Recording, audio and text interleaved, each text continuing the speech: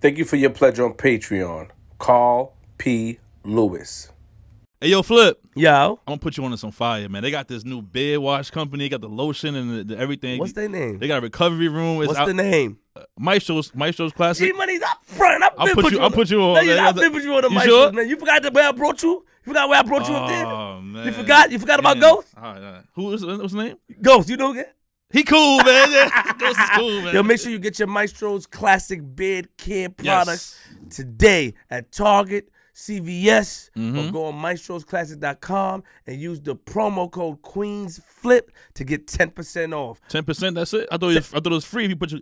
Are you crazy? All right, I got it. Make sure you go there today. Log on maestroswithas.com. I'm from Queens. G-Money! Yo. What's up, man? What's going on? How you feeling? I'm all right. You coolin'? Share low. Wait a second. How you feeling, man? Cold. It's cold in here, right? You got the North Face on today. What's up with you, man? I see you got your new, shout out to Amina. I don't like that. I don't like this idea, but I'm starting to like it already. I know you, man. I just don't, who she thinks she is just because it's her first day. She can't just give us ideas like that. Huh? She can't give us ideas like that, man. Why not? That's fine. Don't try to turn it sideways either. Let's stay in the front, man. Don't try to. That's fine. How's everything with you, man? I'm good, man. Working hard. Everything's good. Shout out to everybody that's tuning in, all the support.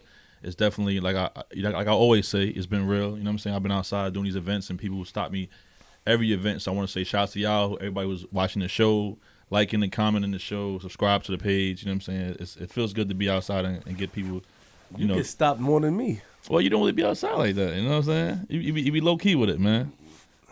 You get stopped way more than me, huh? If you was outside, it'd probably be mayhem. I don't think so. It'd be crazy. I think you cool. That's why they stopped you, man. I don't think so, man. Nah, if you was outside, it'd be crazy, bro. But everything is good though. Everything good. We here. You know what I'm saying? We got a long pause. We got a lot of things coming up. Mm-hmm. We got different shows coming up that I'm excited about. I've been practicing online. Yeah? These lives that I've been doing. I've been showing you these lives I've been doing, talking about current events. We've been getting good feedback, 40,000, 30,000 views and stuff like that. So, okay. That's on a good path, man. I mean, ain't nothing like flip the script, but I knew show was going to be dope. That's a fact. And it's practicing. Yeah. And we got a long, crazy month ahead of us. A lot of different people. February, right? February going to be crazy. But I feel good, man. How's Dawson? How's the family? Dawson's good. Everybody good. Had a nice long weekend. You know what I'm saying? Yeah, which I did. Kid stuff. Yeah. Chuck E. Cheese and all that, right? Stop going to Chuck E. Cheese, bro. The pizza there is amazing. Yo, stop going to Chuck E. Cheese, bro. You're not going to Chuck E. Cheese, man. He don't like Chuck E. Cheese no more, bro. The pizza is amazing. Why you don't take him to Dave & Buster's? Dave & Buster's games are too expensive. So you cost effective now? Sometimes. Yeah, sometimes. So what do you do at Chuck E. Cheese? Chuck E. Cheese is... they got no ride. What's that Chuck E. Cheese, bro? Play the games at the what jackpot. What games, G? Tickets. You know what I'm saying? So you still gonna... I be playing the games. On my pizza, I'm good. But I'm excited. I'm excited, man. Good seeing you. Yes. We hired a new assistant. I'm ready to fire her already. I'm being honest. Yeah. Let's see how long she lasts. But, but she's from the same camp that I know. My man Basco I'm from, so I think she'd be around for a little minute. You know what I'm saying? I knew you was gonna say that. Yeah, Cause I'm surprised every time we get somebody, be like, oh, I wonder how long they're gonna last with Flip. I told her on the phone. Yeah, she knows. She know your body. Pause. G-Money. Yo. Episode 142. Nigga, we made it. We got a special guest. What's up, man? What's happening, man? Yeah, look. It's good. Wow. Mm-hmm. Hope I say it right. Is it Sundhe? Sundhe. All right. Sundhe Moses. Round of applause, man. One more time for my man. What's up, man? Yes. What's good, man? What's happening? Introduce your comrade, please. This is my brother, my childhood friend, Winston Fowler. How you doing, man? Chilling, man. Oh, yeah, I thought you AKA was going to talk. You look like you was going to talk. You got me cool, man. Nah, man. Yeah. I'm excited about this episode, man. I mean, Yeah. I read the email. Mm-hmm. It's one of the first ones that we took from an email. I thought that the story was compelling after doing research, and I'm still putting things together. But we gonna let him tell his story. Right. Definitely. Because like I said, we don't, all our bookings are always booked in advance. Mm-hmm. So this is the first one we took. Like, yo, we hit up bat. Let's put this in. Right. You know what I'm saying? What do you think about? I think it's dope. I mean, I read the article, so I definitely want to hear his story from his mouth and just kind of hear his perspective of it and see what, he felt, what he'd been through and just kind of hear the story from his side. You know what I'm saying? I agree. I agree. Before that, I spoke to him off camera real quick and he mentioned that he just did a few shows as well. You did a few. So this ain't your first show. No. So you did a few podcasts and radio shows and TV stuff already. So what makes you, what's your motive to do these shows? Like what's your motive to do these podcasts and shows? I think one of the reasons that I reached out to you guys, let me say this first and foremost. I think that the demographic that I think that you guys appeal to needs to hear the experiences of the wrongfully convicted. And I follow you guys, so I've seen and noticed the content, and I think that on every platform, the topic of wrongful conviction, because it affects almost every urban community around the world, literally. Right. And somebody that looks like me and come from the background that I come from, I think that it was important to speak to your demographic. For me, why I think that it's important that I keep speaking about it is because I don't think that it's talked about a lot.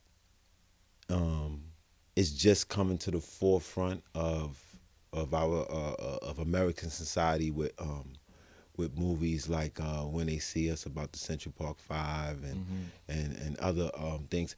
It's just now. Prior to, one of the most prominent movies was Hurricane Carter. And that was shown because, he was a boxer. He was a professional boxer who was wrongfully convicted for murder. So you can see why that was propelled into the media, because he's a professional boxer, right? But what happens to the average Joe, right? From the projects that gets wrongfully convicted for murders and rapes and things as such. So I don't think that the topic's been broached as much. As a matter of fact, I just spoke at the Cypher or Cyphers to that group of people right now, because I've done interviews on national TV, like Pix 11 News and New York Times did a big expose. Huffington Post did a documentary called Stolen Time. It's on YouTube. And I've never did, normally I spoke at Pace University, Brooklyn Law School. I never really did City Hall. We did rallies there, but I never really did a platform like this, where I get to speak to your demographic. That's dope. Yeah. Our platform's a little crazy, yes? Yeah. You know what I mean? Pardon me for the wait, man. We just handling the business, man. No problem. You got a little mellow way. I don't know if you're falling asleep or nothing. Nah, no problem. No problem. You got this odd thing you're doing, like no I don't problem. know if it's some type of smooth thing. No problem. I don't know. You get scared. I'm like, yo. I mean, my mom like, yeah, hold on, man. I hope my man ain't tired. Yeah, man.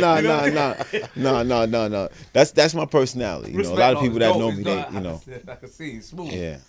So I'm following your lead. So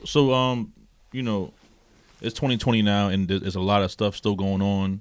People being wrongfully accused, people getting arrested, people getting shot by the cops. Like, do you feel like, do you ever get tired or feel like, your job is not really helping the situation? Because, there's a lot that's going on still, and you can easily stop and be like, what, I'm done. I'm going to live my life and just kind of do my own thing. But, you still out here doing these platforms and getting your word across, trying to help the youth understand what's going on and educate them. So do you ever get tired of doing these shows, or, you know what I'm saying? No, because I think that I possess a gift to speak to this generation, right? Not just from talking. I actually did the work. Like I work for juvenile probation, even and I work with young families as what they call a parent coach. A lot of people haven't heard that term, but it's a new term, right? And I work with kids who've juveniles who've been arrested.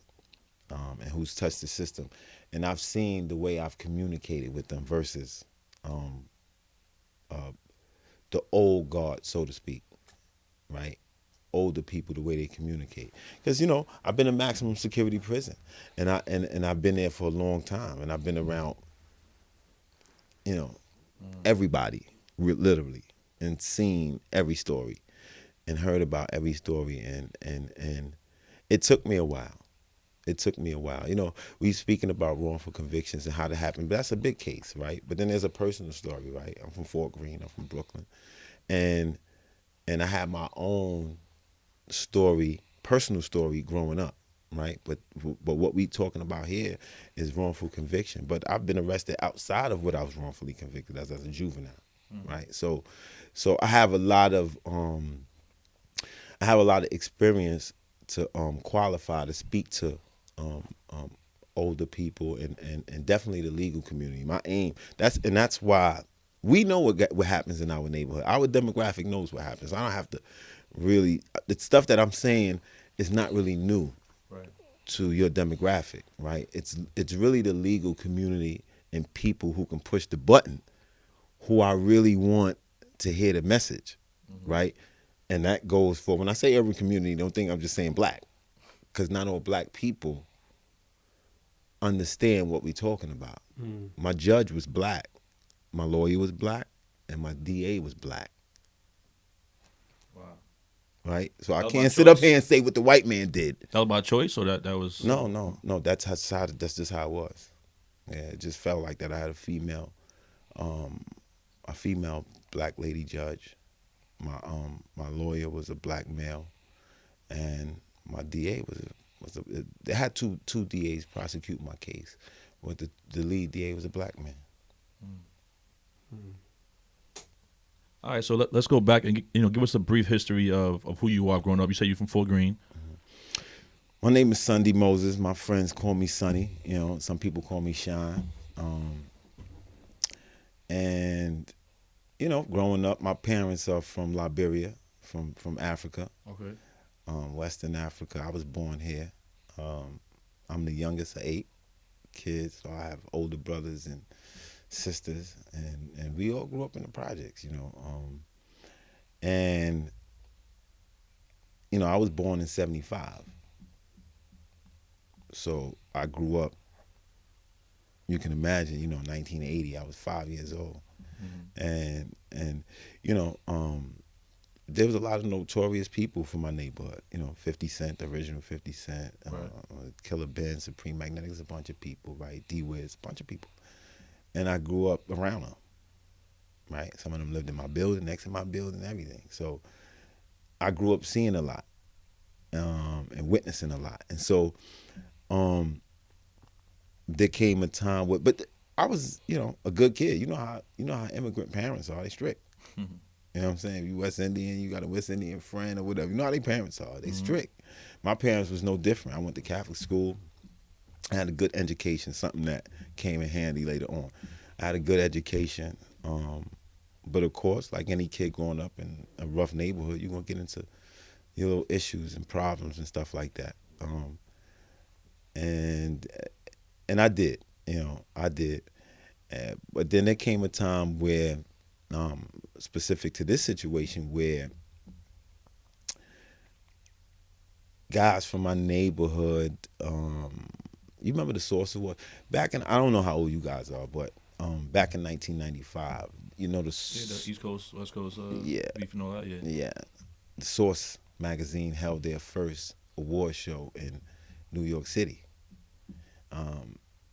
There's an individual from my neighborhood by the name of Killer Ben, and in 1995 was like a real tumultuous year, because of course the East Coast West Coast thing happened, and at that award show, Killer Ben was just released from prison for the attempt murder on 2 police officers, and he's a very Killer Ben is a very close associate with Rakim, the rapper. So when he came home, it wasn't surprising for him to be in that type of environment at an award show. So he's at the award show, and fresh out of prison, right? And there was, you know, everything that I'm saying, and let me say this, of course there's going to be certain things. I still have pending legal actions against the state and the city. Gotcha.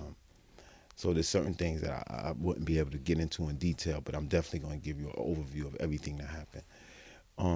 Allegedly, there was a guy in Biggie Smalls' entourage. You know, Biggie was there. He performed at that award show. We know the story with Suge Knight and Snoop Dogg got on stage and stuff like that. But at that award show, one of the individuals allegedly that was with the Notorious Big in his camp was robbed that night for a Rolex and a chain. And allegedly, Killer Ben robbed him. His name is Benjamin O'Gara. And there's a mural to this day in Brooklyn of him in Fort Greene Projects. But 2 days later, Killer Ben was killed at a payphone. And Killer Ben is well known. Let me just say that. All right, yeah. And when that happened, it caused basically a war, an explosion, right? You had people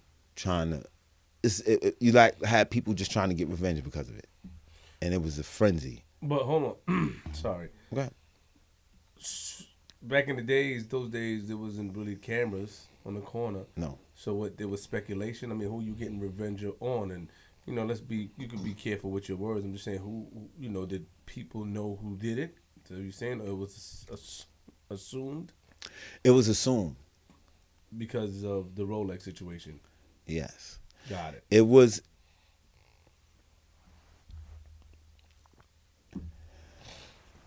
It was assumed, careful, right. It was assumed in a sense of, no, because at this point it's in the paper already. Oh, okay. It wasn't a secret at this point. It was when Killer Ben got killed, because, again, Killer Ben was well known, so even when he came home, it was already monitored. You got to remember, he went upstate for attempt murder on 2 police officers. So when he came home, the precincts, or when certain people come home from prison, the precincts go on alert.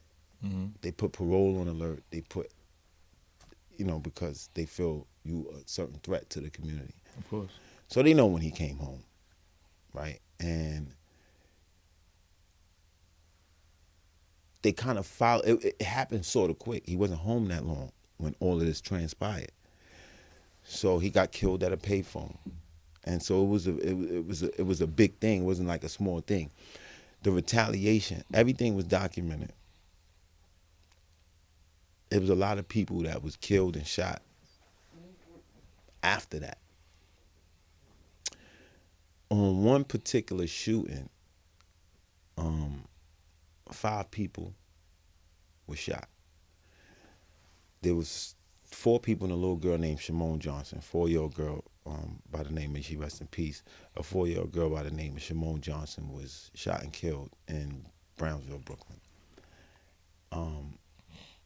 Of course, when things like that, anytime an innocent bystander, old lady get hit by a stray bullet, a little kid get killed, a aspiring college kid get killed by a stray bullet, it's gonna bring the public into a frenzy. And why does it bring those type of things bring the public into a frenzy is because it's senseless. Not only is it senseless, but to top it off is an election year. So they looking to lock somebody up for this. That was like, even before the girl got killed, people was in the paper saying, listen, I got to bring my kids upstairs when the street lights go out. These guys are from Fort Greene and coming over here and shooting up the place. It was crazy. Cab drivers was getting shot. It didn't matter. Well, first, because it came up, Killer Ben and the story with the girls equated. Actually, it came up together. Question: do anybody know what he was doing by the payphone? Supposedly, he answered the beep. Those were the days of the beepers. Supposedly, allegedly, he got a beep on his beeper and went to that payphone, the closest payphone, to return a call. Got you. And people were coming from different areas, basically. Because after Killer Ben got killed, because he got killed near where? Where did he get killed near? He got killed in Fort Greene on In Myrtle Fort Avenue. Greene. Okay, he got killed in Fort Greene. Because you have a story about him right here. And he gets killed, and then a domino effects, because now everybody is assuming, allegedly, that it derived from the Rolex taken at the Source Awards. Yeah. You know what I mean? Because he got killed. He got killed, how many days later? You said the next day? The next 2 week? days, right? 2 days later. 2 days later, he got killed. Well, there's okay. Well, there was an investigation. Everything is rumored. I don't know if you ever heard of the hip hop cop. What's his name again? It's a Spanish detective. I can't remember his name. I tried to reach out to him through this guy. His name is Darnell or Something like that. Yeah. What about him? Well, he investigated it, right? Some people say that Biggie Smalls was the one that sent the hit. Some people say that. Some people say that, the hip hop cop investigated it. Biggie rapped about it. Right? So it's speculation, of course, right? But if you're close enough to the situation, you can kind of separate what's truth from fact. But let me ask you a question real quick. You got to be careful when you state it. What was your relations or friendship with said Killer Ben? At the time he passed away, they said he was 26 years old, Benjamin, yes? Mm-hmm. But what was your relationship with him? I didn't have a relationship with him. You didn't have a relationship with him? No. I know him in passing. Like, he was like an older guy to me, right? Like, he was like, yo, what's up, shorty? At that time, you was about 18, 19? When he got killed, I was probably 18. Got you. Okay. Yeah. Just want to make sure, that's all. Yeah. So he was not really he was not really in my age bracket. Not just that, but, and we speak about this all the time, young kids back then almost, I don't know what it is. It seems like society, when it comes to young kids, and this is why I like to come out and speak about this topic, it seems like we've progressed in a lot of ways, but regressed in a lot of ways, right? A 15-year-old kid back in 1990 was different from a 15-year-old today. I mean, and there's so many examples of that, right? When you think about the Black Panthers, you think you're talking about some old guys. They were young. I mean, how many 25-year-olds you see like that today? 22-year-olds that you see like Huey P. or any of these guys, right? You don't. And so it's like that in the street too. At 15, look at Alpo and them. And all these, that whole Paid in Full, all the people from Harlem, from Queens, these were young people. Mm-hmm. Look, Killer Ben got killed at 26 years old. He already had a history. Mm-hmm. So I'm saying that to say that, yes, I was 18, he was 26, but his 26 was more like 40. Got it.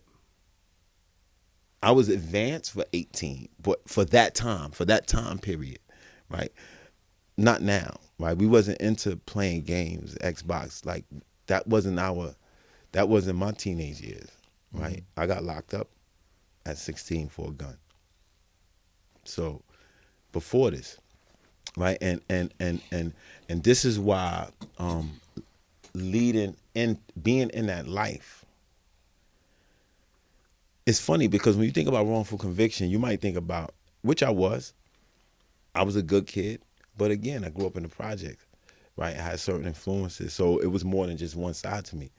I was in college by the time I was 17, but I still got locked up. By the time I was 16, rather, but I still got locked up for a gun, right? Because you growing up in an environment where living next door to stuff. Stuff is happening, and you don't want to get bullied or punked, right? But at the same time, you going to school and you doing what you need to do. You coming from a good household. You know what I'm saying? But then a wrongful conviction happens. And then it spirals into something that I couldn't see. Nobody wakes up and say, damn, I'm gonna get locked up for a homicide and 4 attempt murders. Who wakes up and say that? You know what I'm saying? And then on top of that, throw a crooked cop in the mix. Which made it worse. Which made the situation worse. It's one thing to be accused of something you didn't do, but when you throw a crooked cop in it, it makes it worse. But my question is, let me back up a little bit. So, as a child, you said your parents. You said your parents are from where again? They're from Liberia. Liberia, Africa. Mm-hmm. Okay, and as a child, of course they were strict, but both of them lived in the same home. Yes. Yes. And them being strict, did that push you outside more? Because usually stories is when a kid is outside getting into wrong things, either the father's not in the home and the mother works hard. What was it with your situation? Did both parents work hard? Because I know as immigrants coming into both this country, parents, both parents did work hard, and but I got into more trouble after my father left the home. So your father left the home. Yeah. What age did he leave the home? He left the home when I was probably around 11, 12. Do you remember him leaving the home? What? Yeah. Can you bring us to that day? Yeah, my father used to hit on my mom. You know what I'm saying? So I witnessed abuse, and then eventually that turned into them getting separated, right? And I remember them asking, him asking who you want to live with. You that. Right, yeah, who you want to go with, who you want to live with. And I didn't want to live with my father. I didn't want to live with my father. I chose to live. Actually, everybody chose to live with my mother. Everybody got the choice, but everybody chose to live with my mother. Why is that, you think? It probably was one of the most crucial decisions that I made in my life. Now thinking about it, because my father was strict and was hands-on, and he didn't play. Not only did I know that, my neighborhood knew that. My friends knew that. You know what I'm saying? Damn, your pops is crazy. Your pops is mean. He mean. He don't smile. He's not a jokey type of guy. He's always got a serious demeanor. He's one of them type of dudes. You know what I'm saying? It's right. real serious. So, and that's how he ruled. He's one of the dudes that ruled. He's a foreigner. He rules his house with an iron fist. It ain't about, I'm not talking to you. Do it. You doing this, and that's it. That's so I wanted to get away from that, right? Because I got friends who his mother is smoking. His mother's smoking crack, so we could go up his crib and do anything. For a little kid, they love that. Of course. Freedom. Right, freedom. Yeah. Facts. I'm not his pops. Not met him personally, but we seen him when he was little. Going in and out, coming from work or whatever, going in and out. Yeah. Yeah, because he didn't His mingle. mom's is a sweetheart. Right. I love her. Yeah. But his pops was militant, look like, you know what I mean, when we was young. What was his story? Why was he so militant? What was he back in Africa? Was he in some sort of, or he was just a?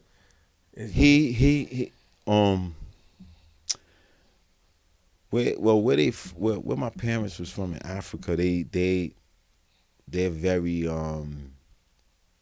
very family oriented, but they're very strict and big on principles. My sister just went to Africa. She just came back a couple of days ago, and she was telling me, she was like, y'all was out in the in the market, what they call a marketplace, right? Mm-hmm.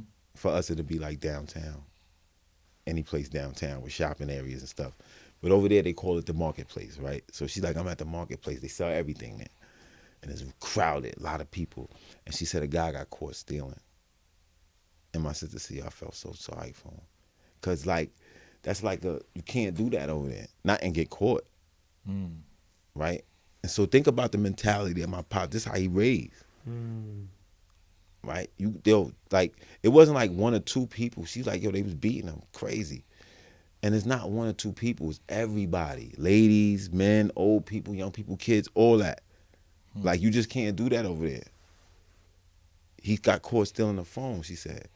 And I'm like, wow. And my sister, she like, I felt bad, but nobody over there feel bad.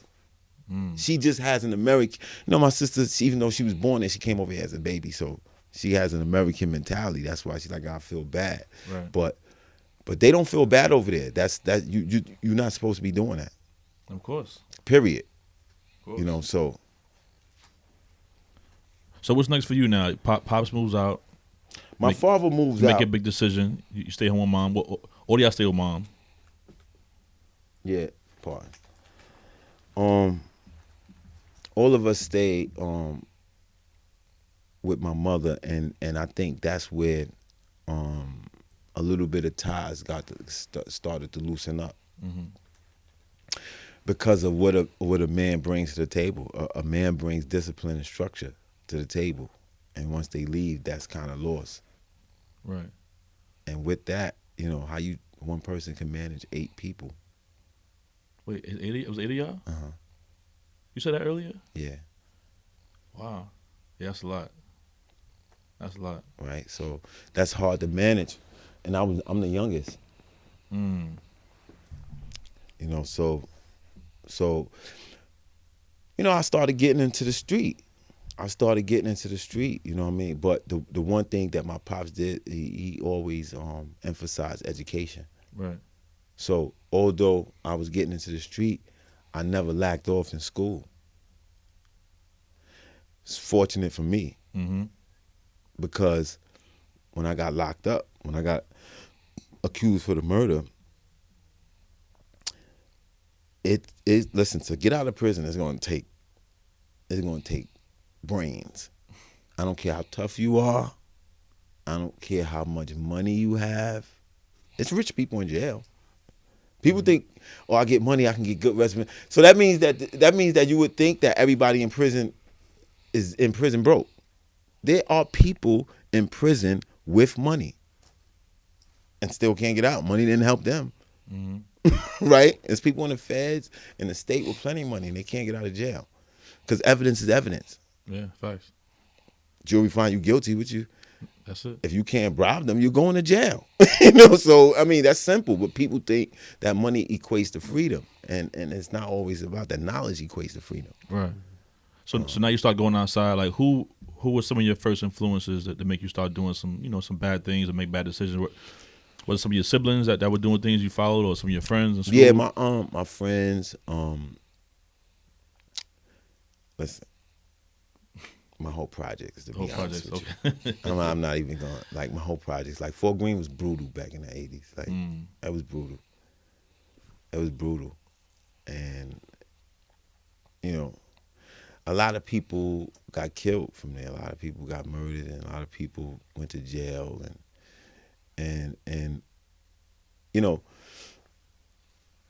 me seeing that, of course, it's gonna have some sort of influence.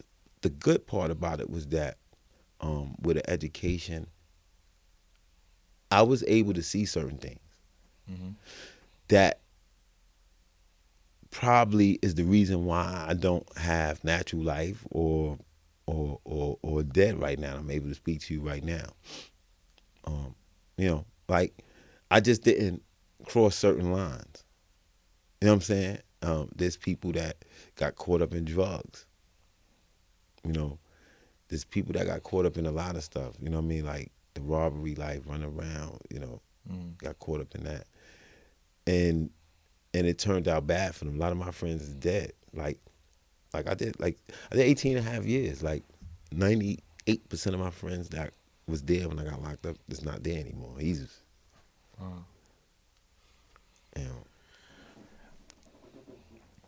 So I have a question, and I don't know if this question is gonna cause any sort of stir, but what were you doing that day then?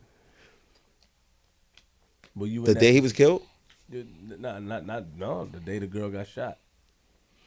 The day the guy got shot. The day the little girl got shot and the shooting happened. I was at a friend's house, and I was at a friend's house. All right, let me give you an overall picture. Please. There was a time where I was hustling, and Crack. everything. What hustler degree would you put yourself? What level of hustler would you put yourself on? Were you getting it, or you were just like No, I wasn't getting it. you was getting it and spending it? No, because I was yes, I was getting it and spending it. I was young. Nigga shit. I was young, right? But I was doing everything. I was hustling, I was robbing, I was doing everything. Everything. Anything went. So that's what I was doing. And the group of guys that I was doing it with, they were serious guys. So, but see, my projects is like broke up into sections. Killer Ben is not from my section of Fort Greene, right? So, even in the relationship, right? He's not from my section, right? Even me and him, this is my child friends, but he's from one side of the projects. I'm from the other side. That matters. So when you asked him about my father, he wouldn't see my father as much. I understand. As somebody from my part of the projects, right? So, and on my part of the projects and my group of friends that I would be with every day in my building, it was serious guys. And what ended up happening was,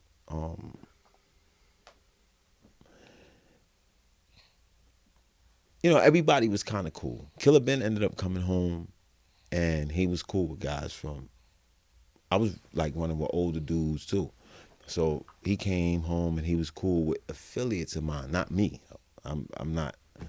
And of course, a couple of days after him coming home, he's moving around. He's moving around the city. And the biggest thing that's happening is the Source Awards.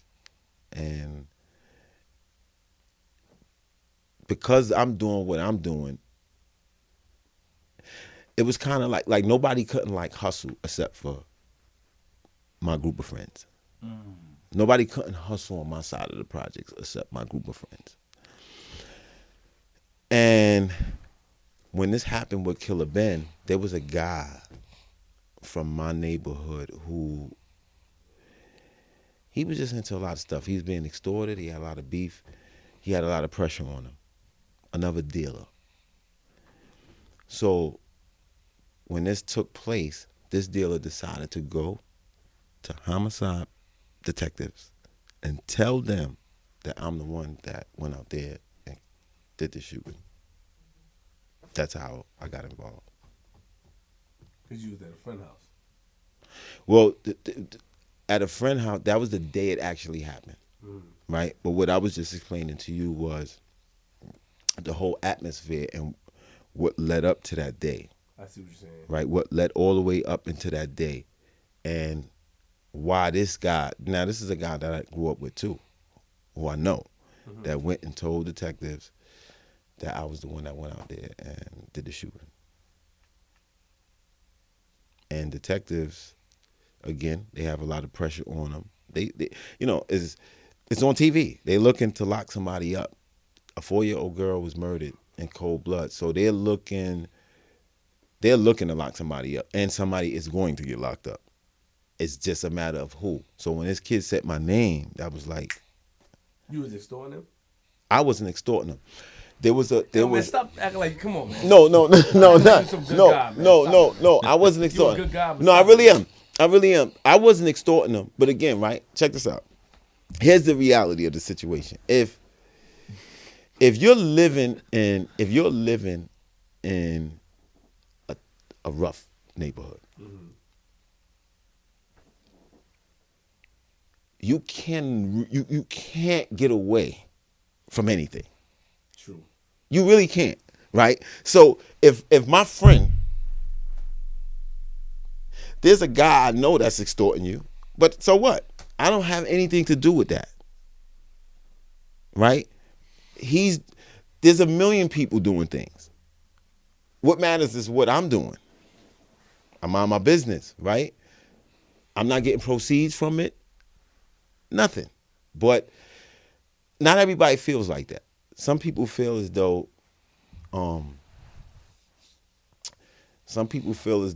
if you know somebody, like if I do something to somebody and I'm Queen's Flip friend, they mad at Queen's Flip, not me, right? You mad at Queen's Flip and they say, well, why are you mad at him? Because he know him. And I'm pretty sure you go through that all the time, right? That you know, people feel like you taking sides, or just because you know somebody that you just feel some type of way. And that's how this kid felt. He felt like, you know, the guy that's extorting me, and I'm gonna tell police on you, and he did on this case. But I'm pretty sure he could have picked plenty other names too. You know, like why would he pick your name out of the hat? You know what I'm saying? You know what's weird is that question. I would love to ask him that question. I'm gonna be honest with you. I love to ask him that question. Like, you know, to this day, and it sounds weird because you'll say, you know, you have to be doing something to him. Mm-hmm. That's the weird part about it. I was doing absolutely nothing. I know this guy. Like I was saying, like I would see him, like I was saying what's up to him, like walking by him and saying what's up to him, up until the day I got locked up. Like I didn't even know he told police that.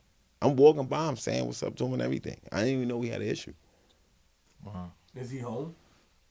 Yeah. Real quick before we get into that date, you know, I heard about a lot of official people in Fort Greene. You know, Supreme Magnetic. Heard the name D-Wiz as well. You know, 50 Cent. Yeah, 50 Cent. Any of those guys you was associated with? I know them. You know them. Mm-hmm. You know, when I asked my uncle Eric B about these guys, you know, well, I think Supreme Magnetic, I think his brother on one of them just came home. Eric B is your uncle? Something like that. Eric B used to mess with a girl in my building. Ask him. He used to mess with a girl I should see him all the time. Somebody just came home from. I'm not asking. What's wrong with you asking? You want to put somebody? No, I'm just telling you. I'm just telling you. He want to put Uncle E in the hot seat. No, I'm not in the hot seat. It's funny. No, it's funny. It's funny. He used to come all the time. He used to come all the time. Right? He used to come all the time to my project. No, it's well known. It's well known. It's well. No, this is well known. It's not like I'm telling. It's well known. Rakim is from Long Island. People thought Rakim was from Brooklyn because of this. They used to come and see Supreme Magnetic. That's why he was cool with Supreme Magnetic. Mm-hmm. But he used to come to my building with a female he was dealing with. But he used to pull up, you know, females, Eric B, you know, and everybody know the girl, so it was, you know, it was well known, you know. So, but it was just funny that you said that, and you said, you know, Fort Greene, and then you mentioned Eric B because I used to see him all the time. So now, you said the guy that was getting extorted that lied on you. He said, Chill out, man. They gonna kill you in the comments. Jacket. Look. They gonna kill you in the comments. Hold on, wait, look, listen. Okay, sure. You hear that, right? Yeah, okay. All right. That's so crazy. Oh my God. So, all we know right now is that the day the little girl got killed, you was at a friend's house. You was in the vicinity. And because a guy was being extorted by somebody you was associated with, he said that you did this to him. Mm-hmm. You did this to the girl. So bring us to the day you got arrested. The day I got arrested, police. I was in my house. Police came early in the morning, and police came early in the morning and woke me up out of my sleep. And they just came and said, we want to speak with you for questioning. They didn't say we want to they couldn't lock me up actually, which I found out later, but they just said, we want you for questioning. It's homicide. Like literally I woke up, not they came to the door. I'm talking about literally. I woke up. I'm in the bed like this, and when I woke up, it's detectives right there. They woke me up though. They were searching me while I was sleeping. Wow. Yeah, because they saying that they saying that they wanted to see if it was guns under the cover. They couldn't. So I wake up. I feel hands feeling me. I wake up. It's two detectives there, and they like, yo, get up, straight out my sleep. They like, yo, get up. We got questions for you. But if you know the law, the police if you're not under arrest, you don't have to go. But that wasn't how it was. It was more of a demand than a request, and physically too, not asking. They grabbing like, yo, come on, like get dressed. They not letting me do nothing. Like, we don't want you to reach for nothing. What you want, we're here. They holding me. Let's go. I get to the precinct. I don't know what they keep in mind. I don't know what they coming there for. Right. But I'm in the street, so I don't know what they coming for. But I'm like, damn, you know what I'm saying? So when I get to the precinct, they like, yo, you here for this? I'm like, I'm saying to myself, oh, I'll be out of here in a minute, because they got the wrong guy. Me not knowing that, they got a whole setup. They serious. They put me in an interrogation room. They asked me where you was at. Of course I answer. I'm not on no, a criminal be like, I'm not talking to police, let me get a lawyer. Mm-hmm. That's how a guy who did something supposed to play it. But me, I ain't do nothing. So I'm like, listen, I'm explaining to them, this is where I was at. But they're not like, they don't want to hear it. They don't want to hear it. Like, I'm telling them this over and over and over and over and over and over again. They're like, oh, we got people that's going to pick you out. But I know they lying. They doing all the tactics. Your co-defendant, I have a co-defendant in the case. There was somebody locked up before me. I failed to mention that. There was somebody locked up before me. A week before me. When I got locked up, they put me with him and said, you were shooting with him. Like, he became my co-defendant.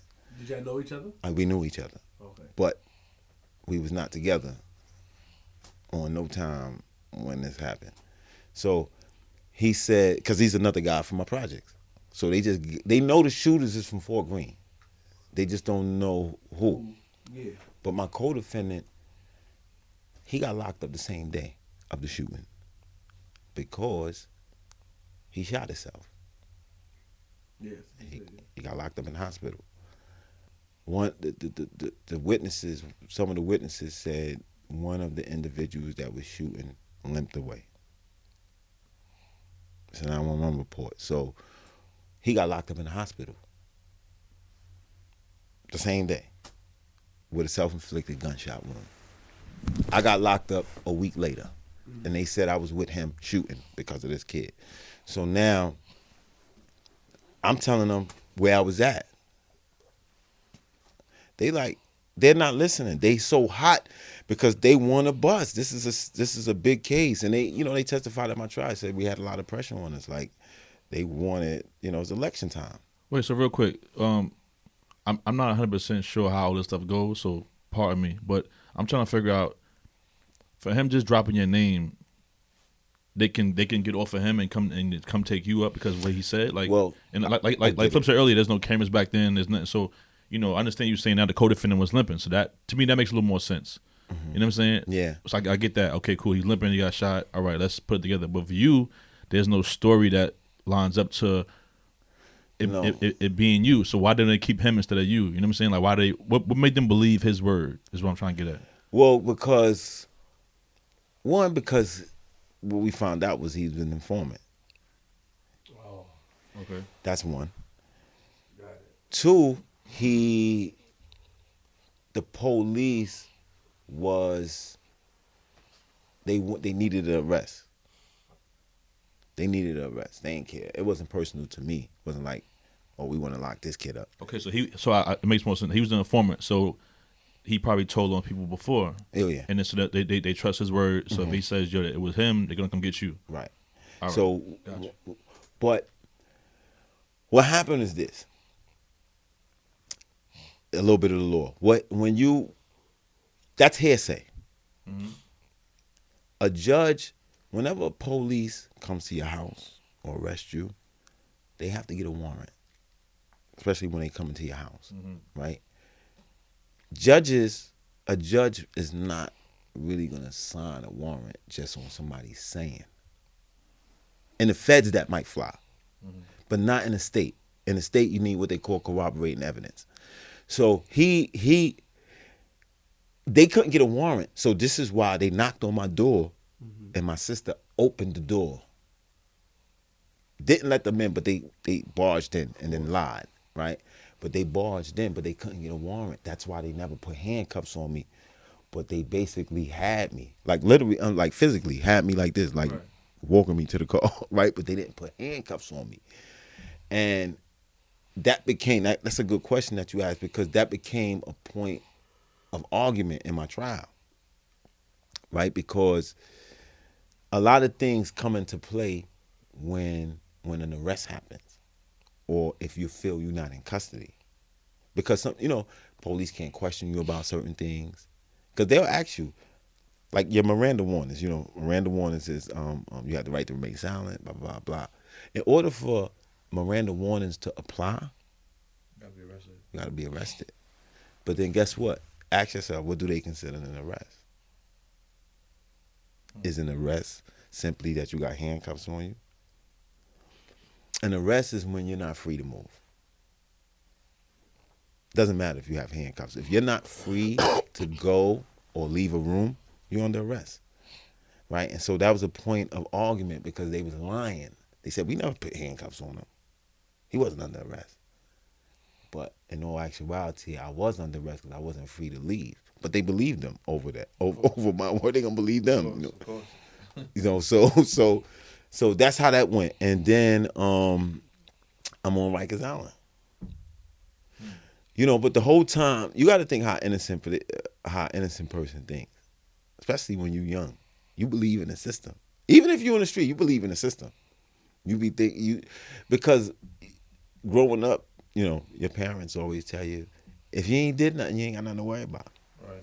Yeah, even me, when I first heard they came and got you, as the days went on, I said, man, he be home. He wasn't there. Everybody thought that, yeah. 18 and a half years went past. Word. Wow. And it was like I didn't know the witnesses. I didn't know nobody except for my co-defendant.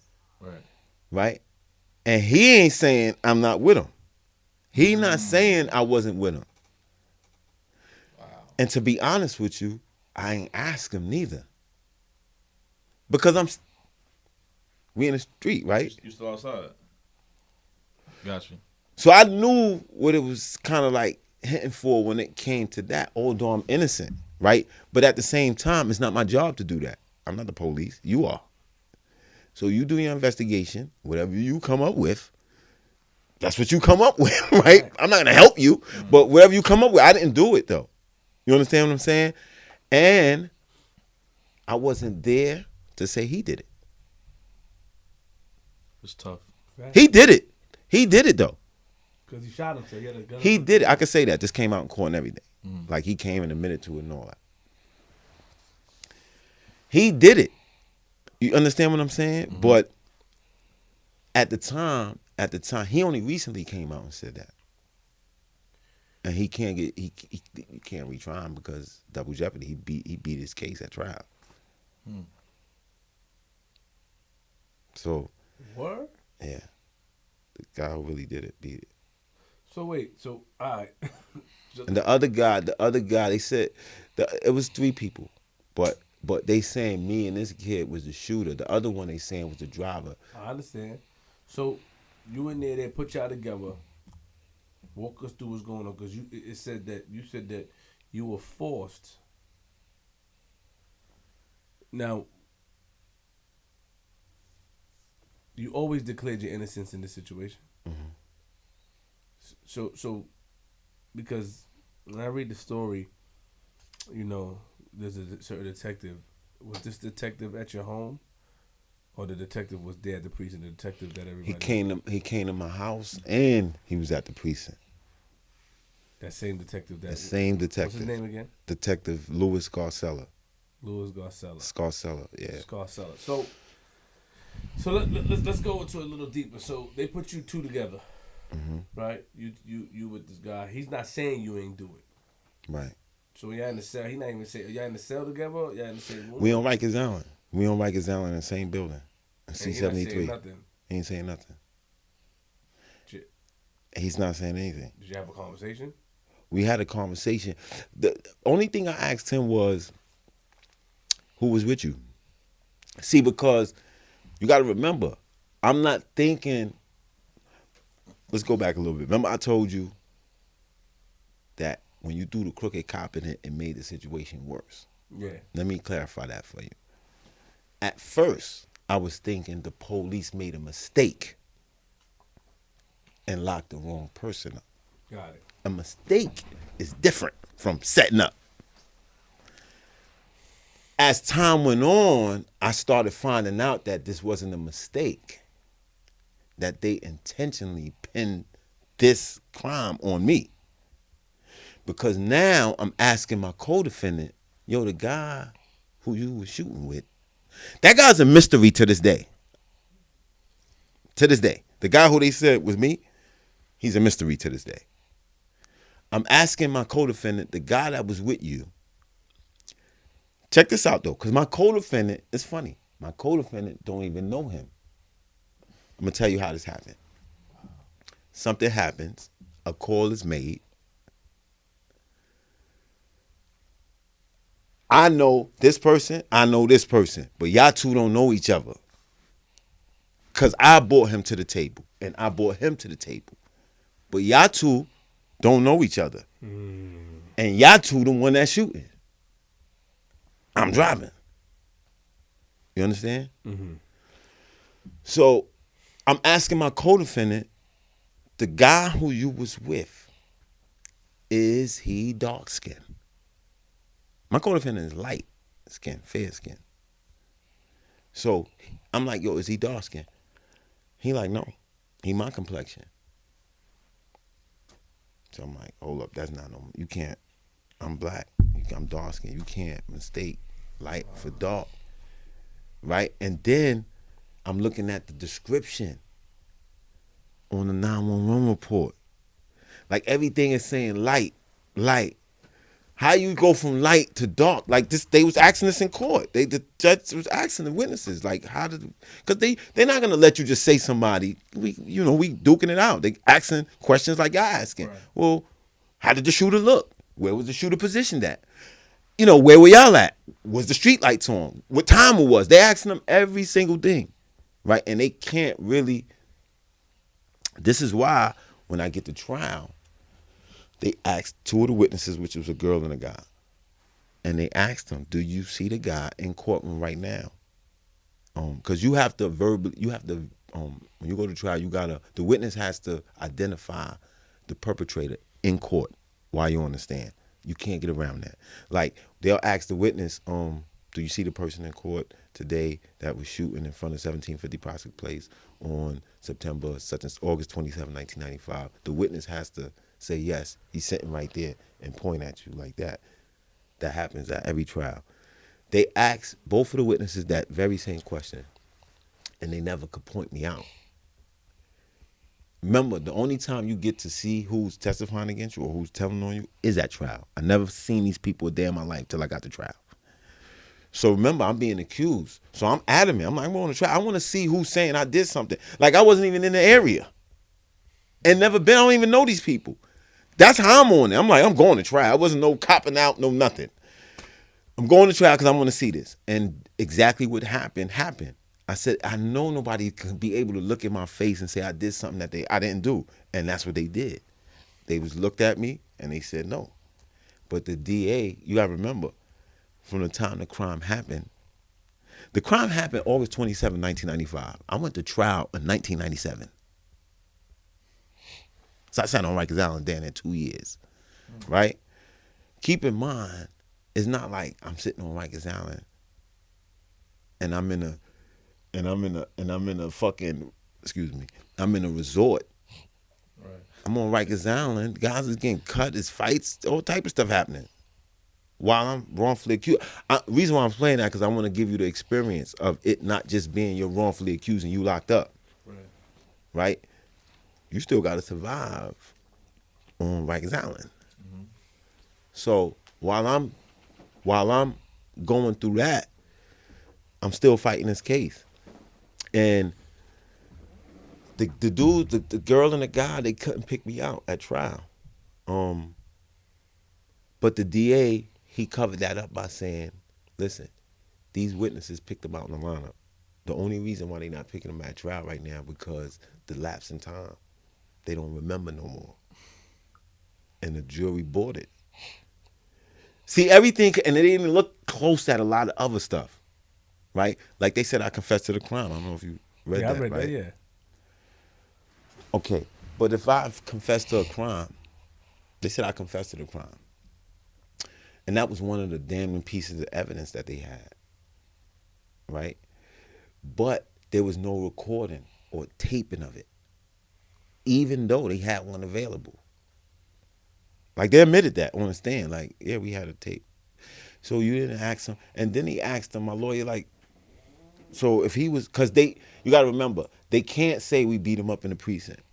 They can't say, yeah, we kidnapped him. Right? Understand this. I did tell them, yeah, I did it. Yeah, I did it. You know why? Because, yo, listen to me. I was kidnapped, bro. It wasn't this is a different situation than your normal situation. They literally came to my crib. They came to my crib, but my family didn't know where I was at. It ain't like they left a card and say he's at this precinct. You know how many precincts all over the place? Mm-hmm. So they took me to the 90th precinct. No, my family don't know where I'm at. So now I'm sitting in the precinct, but I'm chilling. I'm sitting in the precinct, and because I'm thinking it's normal. I'm telling them, yo, all right, listen, can I get a phone call? They like, nope. Can I speak to a lawyer? They like, nah. All that you see on TV about how things supposed to go, none of that was going like that. And they got on it like, you ain't leaving. So now, of course, you're going to be like, I don't care what you say. I didn't do nothing, and so what? I'll wait you out. So I'm sitting there, right? 1 hour go by, 2 hours go by, 3 hours go by, 4, 5, 10 hours go by. Now, how many times can you tell somebody in that amount of time that you didn't do something? 1 million probably. So you know what I'm telling them, but they like, it's nighttime now. They came to my crib early in the morning. So, and then there's other detectives coming from different precincts because, like, the story is crazy. The guy who they saying I was shooting with was already on the run for a homicide. Was already on America's Most Wanted. It just made everything a 4-year girl. It's like whatever bad can happen, happen. So now you got detectives that was looking for this guy. They come to question me because they feel I know where he was at. And all these things is happening. So they got me in a room. I said, you know what? I said, and then they started getting physical. That's where this cop comes in at. Now, after all the hours go by, hours go by, and then they see I'm not really, a person who really did a crime, if you tell them I'm going to put you in a lineup or somebody's telling on you, they might get a little scared. It didn't work on me. So I'm sitting there, and it's frustrating them. Right. They like, damn, this guy's sitting there. He don't look worried. And it kind of got them angry. So now the cop comes in. He like, excuse me. He's like, yo, you piece of, you know what I'm saying? You did this. You killed that little girl, blah, blah, blah. Yo, they stripped me naked. The dude choked me out. They like jumped me in the joint. They jumped me in it, right? So, but I'm not, to be honest with you, I'm not physically hurt, bro. I'm not physically hurt.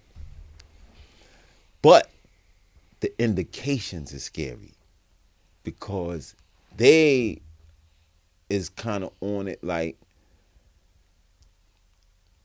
you're not leaving here. That's number one. Forget that.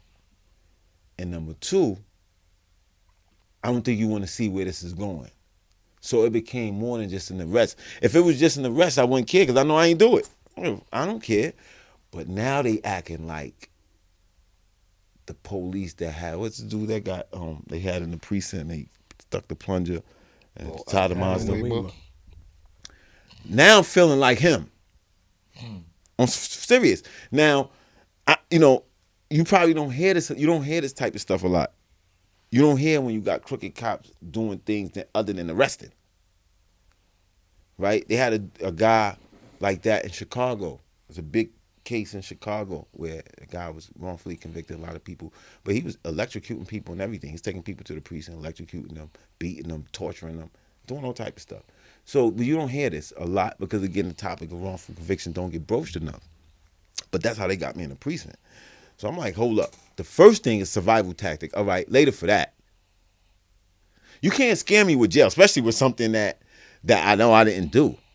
So that wasn't working. Now I'm thinking, hold up. They got me in the room. I'm starting to notice. You know how like a bad horror movie, right? Like you go to party with your friends and something weird happened and you realize you in a room with just white people, there's no black people here, and then you like, damn, like that's how I'm starting to notice, like, damn, I'm in a room. Damn, nobody know where I'm at. That's what started dawning on me. And I'm like, damn, they could do anything. So I'm like, I gotta get out this room. That's why I gotta get out this room. Mm-hmm.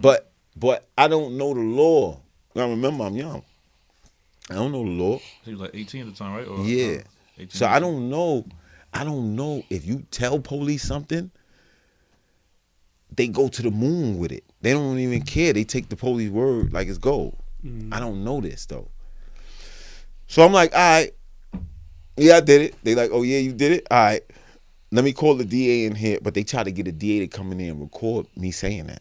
But when the DA, see, all I wanted was somebody else to come to the room other than those detectives that was there. Right. I need a witness. That's how I'm thinking. So the DA comes. The DA comes with the tape recorder. That's why they questioned him about that in court, because I told them, nah, they had a tape recorder. DA comes with the tape recorder. Repeat what you said. I said, yo, listen, the police beat me up in here. But yo, he took the recorder. He got mad because I didn't want to make the statement. He got mad, took the recorder, packed up and left. Didn't even do nothing. He didn't do nothing.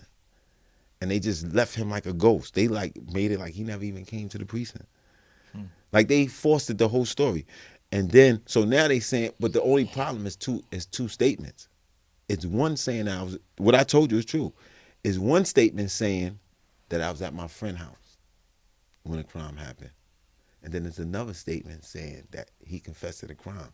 So now they got to figure out which statement is true. Again, they started going, they got what they call pretrial hearings. At your pretrial hearings, they figure out what could be used at trial and what can't be used at trial. Right. They said the statement that I was saying that was at my friend's house, they said it can't be used at trial. Like, my lawyer can't use it. Like, it's like I never made it. I never said it. You know why? They said because you wasn't read your Miranda rights yet when you said that. So you can't use that. Mm-hmm. Yes, we only counting the statement that was made after we was read you your Miranda rights.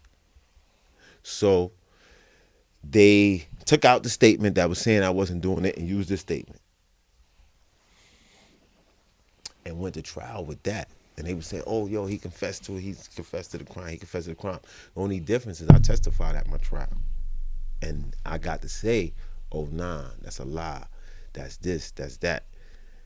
The only problem is a 4-year-old girl got killed.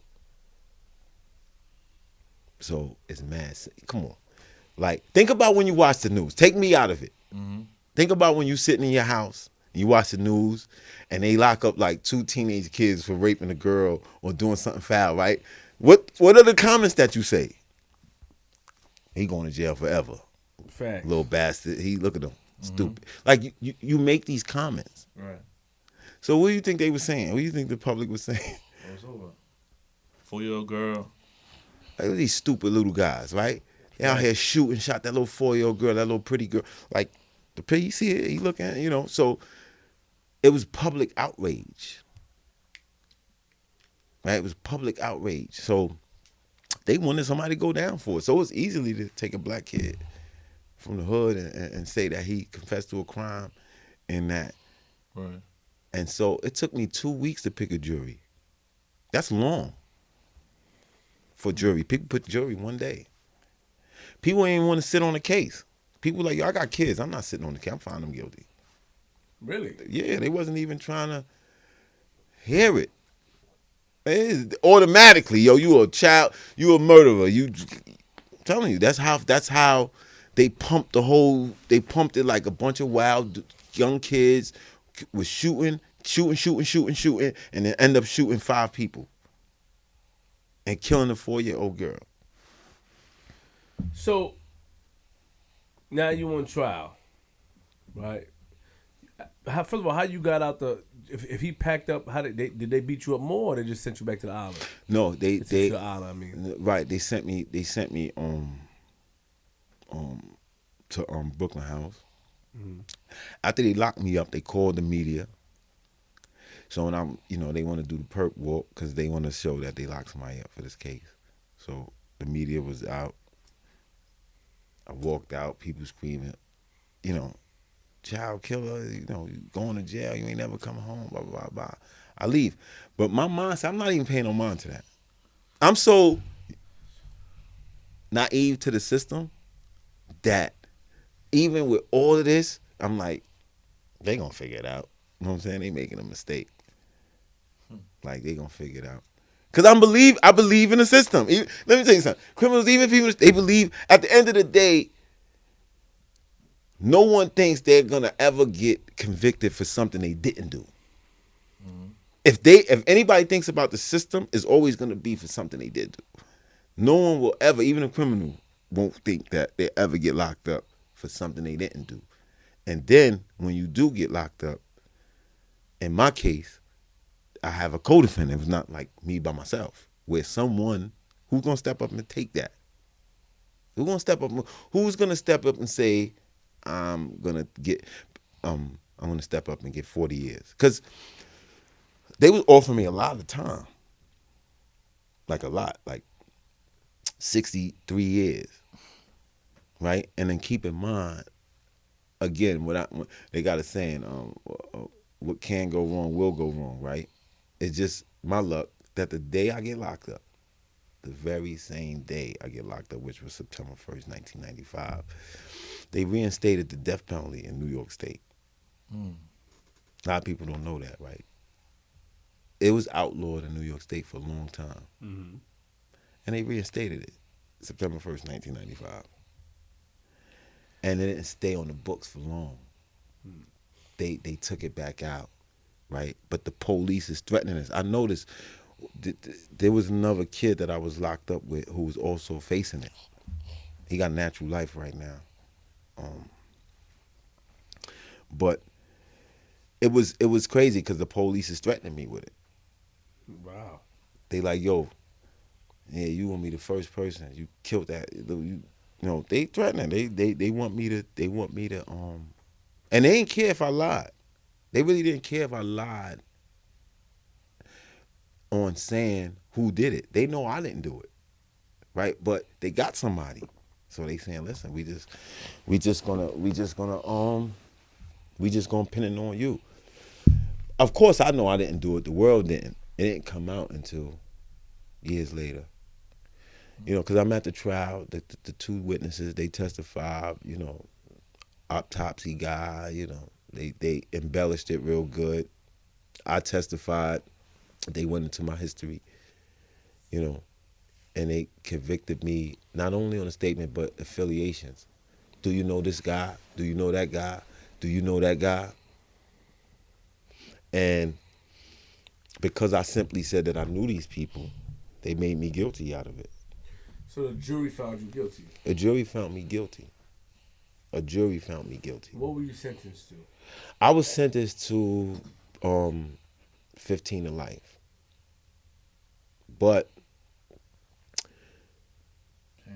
I was sentenced to 15 in life, and it's crazy because I think the judge kind of didn't want to do it because the judge didn't give me the max. Even though I got 15 in life, that's the minimum.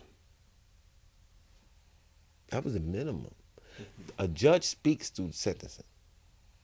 Even if the judge don't say nothing, if the judge feels like you're guilty, you're getting the max. If a judge feels like you're less blameworthy or that you didn't do it, because I got a jury trial. You have the option to go for a judge trial or a jury trial. I went for a jury trial. Usually a lot of people, that's why you see a jury. You don't rarely see judges on trials. The reason why is because a lot of times a lawyer would advise you, you rather take your chances with 12 people than one person. Right? A judge is one person. If a judge finds you guilty, if you pick a judge finds you guilty, judge gives you guilty. But with a jury, if one person feels that you're innocent, that's a mistrial right there. You only need one person. And so a lot of times they advise you to go a jury trial. So I went with a jury trial. But the judge, it seemed like the judge was way more kind of like sympathetic in a way. Like, I know he ain't do it, but I got to give him something. It ain't my decision. It's the jury's decision. They found him guilty. So I have to give him something. And she gave me the minimum. The judge can't override that, right? Unless there's legal reason. But the judge can't override a jury's decision. You know. So that's wild. yeah, so I was found guilty, and then of course, like I said, I'm young, so I'm going to jail. I'm fighting. I'm getting in the shit. I caught a new case in jail. You know what I'm saying? What was your first day like? My first day was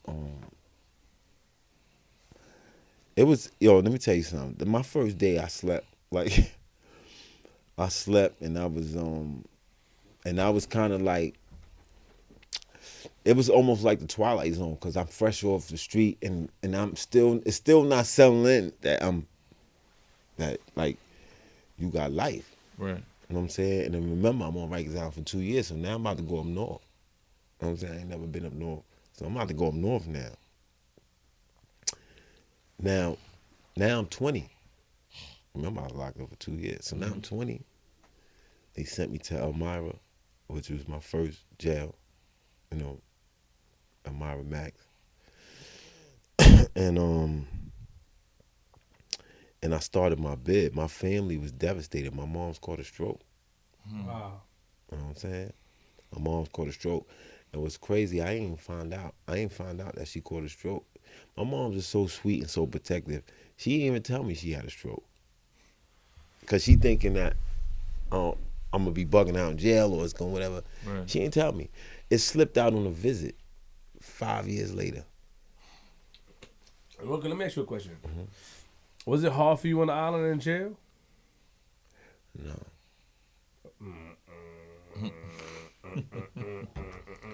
No, it that's wasn't. it. It wasn't. Looking at you now. It wasn't. There you go. Now we're seeing the true colors of you. So, innocent man goes to jail, and it's not hard for you at all. No, it wasn't hard because I'll tell you something. I had right here. See my man? He looking at you. No, I had a lot of luck. Let me tell you I something. went to go see him all the time. He went to go and see me and everything. He chilled knows in it. visit rooms, man. Yeah, Chill. yeah. Wasn't no hard He shit. was there from beginning to end. Yeah. Oh, what? Yeah. Always, man. Yeah. What you was doing up there? Just going to visit. I never been on the other side of the. Oh, Ever. okay. Yeah, I only Yeah, been on ever. the visit side. We good dudes. Listen, what the thing is this. I always tell people that I think I had a guardian angel. I'm gonna be honest with you, right? Not to get on no religion, no spookism, none of that. Mm-hmm. I really think that I had a guardian angel. People don't make it to everybody don't make it out of jail. And you only get to see the people who come out. That's Right. one thing that's the misconception, right? The people on the street that never been to jail, they only get to see the people that made it out, right? You don't get to see the people that is not making it out. You don't get to see the people that are gonna die in jail, that died in jail on death row. You don't never get to see them. You only get to see the dudes that's coming home. Right. And that creates a sort of misconception. Me, you know how Jay-Z got that line, show you how to move in a room full of vultures, right? I knew how to move. I was groomed and raised by, with solid principles. I'm talking about from my family. Right. And then in the street, I was given solid principles in the street. So that all together with knowing how to move, kind of protected me through prison. I didn't go through a lot of the stuff that other people went through. Right? Like some of the real tough, like, people that was getting into stuff in prison, I would be cool with them. And it wasn't because, it was just because of energy. And I think all of us do that, right? You ever go somewhere, wherever you at, club, or you out and about, you get vibes from different people. Facts. You know, you get around some people and they didn't do anything. You just didn't get a good vibe from them, right? And then some other people, you don't know them from a hole in the wall. They just give off a cool sort of energy, right? Remember at the beginning of the show, he said, "Oh man, you acting, you looking cool," but it's really my personality, though. You know what I'm saying? And not the cool part I'm talking about. What I'm talking about is the people being able to be themselves around me. Right? In prison, that means a lot, because you got to remember, if you're a tough guy, you're wearing a face. You're wearing a mask. You are. You're wearing a mask because at the end of the day, you're human, right? You are human, and you do feel vibes like everybody else do. And guess what? Everybody wants to trust somebody. Everybody wants somebody that they could talk to. So nobody tried you in jail? Yeah, people tried me. Okay, that's all. But not a lot. I was lucky in this sense. I was lucky because of the people I was affiliated with. I was lucky because of the people that I knew. And a little bit to do. I never proclaimed to be the toughest guy. I mean, I'm far from a punk, but I don't think it would be misleading, I think, for me or for anybody to say that their brawn or their toughness is what kept them out of trouble in jail. Because it's people just as tough as you or tougher. Right. I mean, you think you're tougher than, you're not Superman. Right? You're going to meet somebody just as ignorant and stupid as you. I mean, you think you're not in church, you're in jail, you're in prison where they send the most ignorant people. So if you think you're scaring somebody, I mean, it's a million attitudes like that running around. Right. So it's not that's going to get you through. Trust me. So the ones who tried you, like, what made them try you? Like, what was their reasoning for trying you? Well, to be honest with you, if there was once, it was two situations, actually. And 18 and a half years is two situations where inmates, because I had situations with police too, but where inmates tried me. I didn't really have that many problems with inmates, but it was two situations, and it's just when you put, for example, and this was close to me going home. How could you put 50 people in a room with one TV? You don't think it's gonna be a fight? Of course. I mean, but isn't it? Yeah. How you put 50 people in a room with two phones? No, how do you put this? But this is what I'm saying. This is why situations happen. Yo, this guy's just tell us what happened with you, man. You bringing us around the corner. No, it's nothing. Give us hypotheticals. What did you do? Did you have a fight over the TV or the phone? What did you get involved in, man? Or both. Yeah, G, both. Slick Right, talker, both. man. Yeah, No, both. Both. What you trying to watch? No, what it is because it's one TV. And that's why I was playing. Because it's one TV, there's a schedule. I did the schedule. I was the guy that did the schedule. But remember, you got 50 people. You got Spanish dudes. You got white dudes. They want to watch racing. You got the Spanish dudes. They want to watch this. So it was created over that. A dude made a comment. Yo, you want, because I'm doing the schedule, trying to be as fair as possible. Right? Sports is coming on. Sports is coming on. Playoffs is on. It's coming on. Some people don't watch, but I'm putting on sports. People just not gonna like certain things, but you got to be kind of like a tough guy to be able to do the schedule because people will bogart you. Right? Like, homies, the Bloods will come and say, yo, listen, you put this on. And everybody else be mad. But I was one of the dudes that was fair. So this one guy, he wanted to watch something. And I didn't put it on. So he got upset. And he said, you wouldn't do this. He said, you wouldn't do this. What was crazy was at this time I had like about maybe 16 years in. I was much bigger than what you see now, right? And he made a statement saying like, you wouldn't do that. You wouldn't, because I was in a house that was real cool. I'm telling you, I'm a cool guy. I was in a house that was cool. Wasn't no violence, right? The police was cool. It was a cool house. Wasn't no fighting over there. This guy says, you were not going to do that, what you just did with the TV in the Wild House, where all the stuff is happening, all the gang members and stuff is happening. So it kind of offended me, but I didn't care. I said, but then he made a statement. I keep my knife on. I keep my my razor on me or my gun on me. So I said, okay, well, I keep mine on me too. What's up? And it escalated from there, right?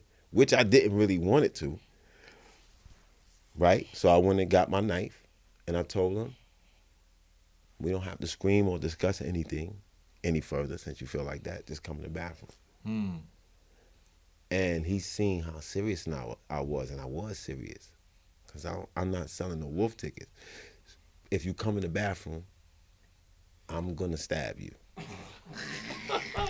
And I was saying, in the back of my mind, in the back of my mind. Said it like that. Yeah, no, because in the back of my mind, I'm saying, I hope he don't come in the bathroom. I hope he don't come in the bathroom, right? Because it's a serious situation. I got a knife this big, right? That is no question that if you use it, it's going to be a serious situation. Oh, that's it. So it's no, and then if you come in the bathroom, I can't say, oh, no. Like, you know what I'm saying? I done invited you to the bathroom, and you have a weapon. So he didn't come in the bathroom. That's why I speak about the guardian angel. He didn't come in the bathroom. Like, he had better sense. And in the back of my mind, I was saying, I hope he don't come in the bathroom, because if he comes in the bathroom, then I'm going to stab him. There's another situation in Clinton. I was in Clinton Correctional Facility with a blood dude. And the phones is crazy. It's crazy. The things that people go to war for and fight for in jail is like so petty like and nothing. Number one joint. Yeah. But here's the difference. When people usually talk about phones and the violence behind phones, they're usually talking about Rikers Island. Because upstate, I'll tell you the difference. Rikers Island had free phones for years. Free. Upstate ain't have free phones. You gotta pay. Like, your family gotta have the block off the phone, and they gotta pay. So that's why the violence up north of the phones was kind of lessened than Rikers Island. But in Clinton, they have maybe 20 phones. That's one of the biggest jails in the state. Hold over 2,000 inmates. So at any given time, there's 150, 200 inmates waiting on 50 phones. So it's crazy. So one time I had Next on the phone, and a blood dude grabbed the phone, tried to skip me. And I grabbed the phone, and it's crazy because, again, guardian angel. I was armed. He didn't know I was armed, so it could have been easy, right? And another blood dude that was standing next to me said, "Yo, nah, homie, get on this phone." Wow. I'm talking about we literally got the phone like this. He got the phone in his hand, and I got the phone in my hand. Stranger, I don't know him. He like, "Yo, I got next." I'm like, "Yo, you don't got next. How you got next?" And that was the one thing. Again, I'm a nice guy, but I'm a quick reactor. Because you're from the streets. Of course. Full green. Of course. Yeah, exactly. No, of course. No, it's we not suckers, you know. We not suckers. We just not. No, you're not a sucker. Of course. Well, I mean, my circle, the group of friends that I grew up with, right? The guys that I grew up with, you know, in prison. You gotta remember, there's a heavy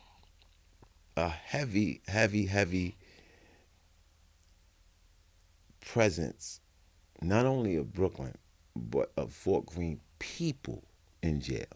So when I say I'm lucky, that's not no tough stuff. Lucky is lucky. I'm lucky that I knew these individuals. I'm pretty sure you've been in situations where, because of who you knew or who you was affiliated with, not that you was protected, but you was letting the club, or you got some advantages for knowing certain people. You know what I'm saying? Or being affiliated with certain people. And I got those advantages, right? And then I wasn't a troublemaker. I'm more of the guy that was trying to get out of jail. I'm not a jail guy. Right? I'm a guy that's trying to get out of jail. I'm in the law library. And people will tell you this though, right? Because it's not like I went to jail and did 2 weeks. I was in every single maximum security prison they have, all the worst ones too. And I was in the box for a lot of times because, remember, I'm growing up in jail. I did all my 20s in jail, and then all my 30s in jail. I'm 44. So I'm doing the stuff that people doing in the street, I'm learning in jail. Like I was hustling in jail. I'm smoking weed in jail. I mean, that stopped. But it took a long time. I'm 22. I'm in jail. I got life bid. I'm not looking forward to going home. All I'm doing is fighting my case and hoping. You know what I'm saying? So you get sentenced 15 to life. You go to jail, island, then you go upstate, and you know you have your incidents. What I'm trying to figure out is that you caught another case in jail 4 years in, right? Yeah, just about. 2000? Yeah, just about, like around 2001, somewhere around there. And it says that you had a weed cigarette with heroin in it. That's what it says. It was what it was. I was hustling in jail, and I was in Clinton, and somebody came. I had some dope and some weed on me. I was hustling dope and I was selling weed, and somebody came to buy some dope from me. Like a guy said, "Yo, I got some cash. I'm gonna go get it." So I said, "All right, go get it." And I was with like a couple of other individuals. I said, "I'm going over here. You know what I'm saying? We gonna roll up some weed and go chill." And the police was like watching us. And the police came and took us in and searched us and found the weed, found one bag of heroin. One bag. One. They gave me. You had to go to court for that. They gave listen, in prison, the court, I was on the news. Like, you gotta remember, I'm in Hicktown, nothing happens up there. Like, being prosecuted in a maximum security prison makes big news in that town. I'm in Dannemora, New York. There's nothing happening there. So stuff like that would be on the news, local news. They had it on the news, they took me to court, and I ended up copping out to that case. I copped out to 1.5 to 3 on top of the 15 to life. That was in the room concurrent? No. Consecutive. So, on top of me being wrongfully convicted for the crime and the time I got, now I got a case, and I got to cop out to that.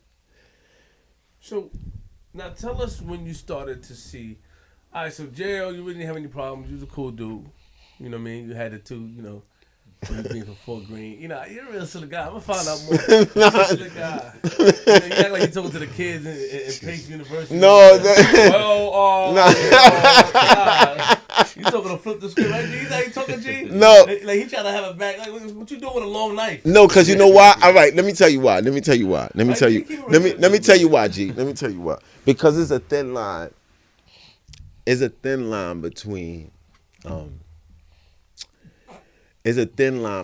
promoting and being a deterrent. It's a very thin line. And I think that what I would like to do, right, is people to look at flip the script or look at this interview and say, and be aware that things like this is happening, right? And get the real experience of prison. At least take something from it, right? At least take something from it. So that's sort of like my goal. Like, of course, in a span of 18 and a half years, there's a lot that took place. There's a lot, but again, this is an evolution, right? This is an evolution from me being locked up from 18, 19 to me coming home at 39 years old, right? Of course, in the beginning, I was doing all the fighting, right? We were doing all the fighting. I never was with a gang, though. I never joined a gang. But again, one of the things that you could take away from that is, I'm telling you, because gangs is heavy in prison. It's heavy. And so one of the things that, in speaking about wrongful conviction, and speaking about what took place in jail, and speaking about my prior arrest, is that people get to see that it ain't all what it's cracked up to be. Mm-hmm. And I have to almost give it up like that, right? Only because I follow your show. And I know what it may seem with other guests. I know what it may seem. Not that anybody's doing that, right? But again, I think that this platform and people that look at this, they deal with prison a lot. They deal with prison a lot. And they ain't really get to hear from somebody that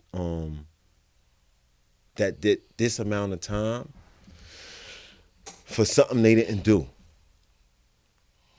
A lot of people is gonna tell in that situation. A lot of people in prison told me to tell in that situation. So the street game for me is like a mirage. In the desert, how you see some water, right? Mm-hmm. And then when you get close, there ain't no water. That's what the street game is for me, because I was around. Listen, this guy from Paid in Full, the guy who allegedly killed, tied up the family, and they had him as the guy that Cameron killed in the movie. I was upstate with him watching Paid in Full. So I was around real gangsters and real guys that did shit. That did stuff, right? Amityville Horror, the movie. I was in jail with these guys. In the jail, like how me and him sitting here right here, talk to these guys.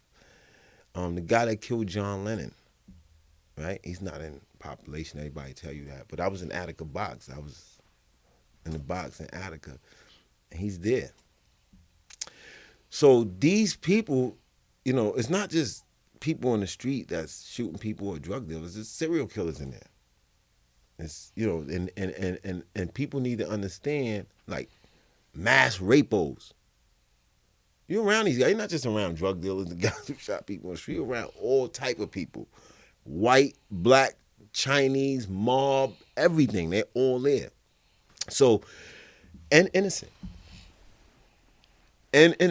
Right? And not everybody is going to take the route. Again, the individuals that I dealt, like, I sat there and talked to these guys, and these guys say, that's why I say I'm cool, because I took to these guys from everywhere, cross from the Bronx, these dudes that's locked up, that's all over Don Diva, all these.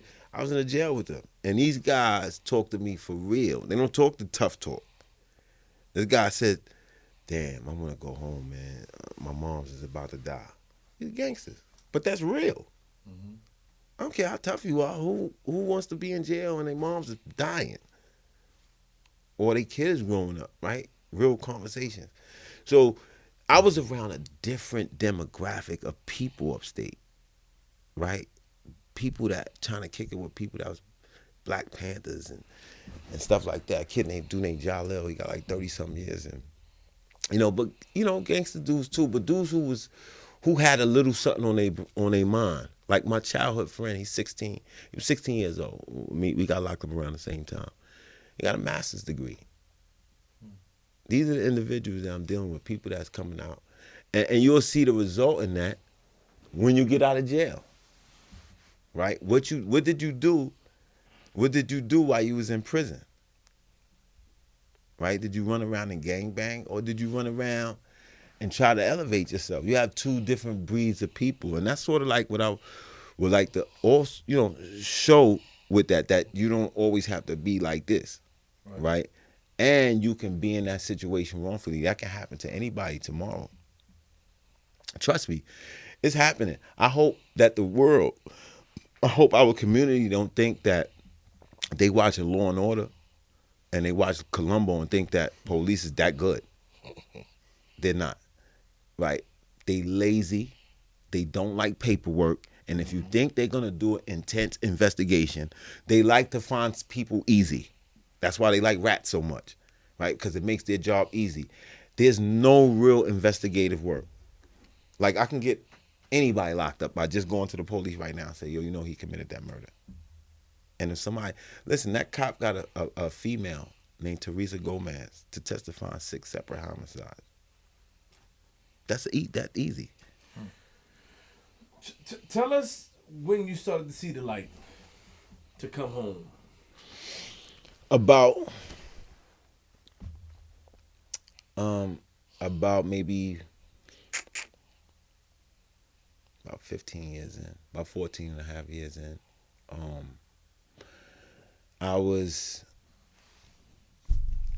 I called my moms every day.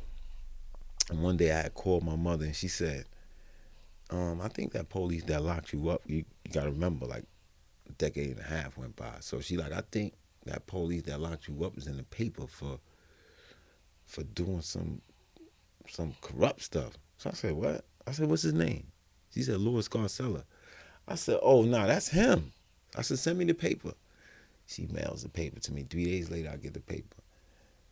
But now, I'm getting, remember, I got 16, because I caught it was 15 to life, I caught the new charge, so it made my whole bit 16 and a half to life. So, remember, I got like 14 and a half, 15 years in. So now I'm getting close to the board when I'm finding this out. So, the first thing I did was, I was talking to this old timer. He was like, yo, you need to write Ron Kuby. Ron Kuby is he's a well-known lawyer. He said, you need to write Ron Kuby. So I write Ron Kuby, and then I wrote the New York Post, and they responded immediately. See, I didn't know that the cop, like, it exploded in the street. I didn't know. And then I wrote the DA's office. The DA's office said, they wrote me back and said, I wrote them and said, I've been wrongfully convicted, and the cop that locked me up that y'all investigating that was in the paper, Louis Garcella, is the one that locked me up. They wrote me back and said, we acknowledge that Louis Garcella locked you up and that we started an investigation in your case, and we collected all the paperwork in your case and we're looking into it. That's what they wrote back and told me. And like, they didn't even tell me they was looking into my case to see if I was innocent. I had to write them to get that response. And then the Post, a female by the name of Simone Weishenbaum, she got in contact with me and she did an on-phone interview and did an article. And right when all of that was happening, I went to the board. No, I didn't go to the board yet. I went to my first board, and the story didn't break yet. So when I went to my first board, I admitted to the crime. I told them I did it. When you admit that, it makes it easier. Yeah, They don't. No, they don't play. That is not a joke. They don't. The board is like, they don't play. People scared of them because they so strict. It's your life. You in there talking literally for your life, and they could play with your life for the rest of your life. I got life, so it ain't like I got 2 to 4. I got a max, or I got life. So what I say is important, and I had to struggle with confessing to, do I admit to a crime I didn't do, or do I tell them I did it? But if I tell them I didn't do it, they're gonna hit me, and then I had to struggle with that. Mm-hmm. You know what I'm saying? So, and I couldn't get a solid answer from nobody, none of my homies, none of my friends. Some people felt like, you did the time, you might as well admit to it. And then some people felt like, oh man, I ain't never admitting nothing I ain't do. I couldn't get no clear, concise answers. It's just mixed answers. So I just went in there and just said, yo, I did it. It weighed better for me, I thought, to admit to it than to not. I admitted to it, and they denied me anyway. They gave me 2 more years.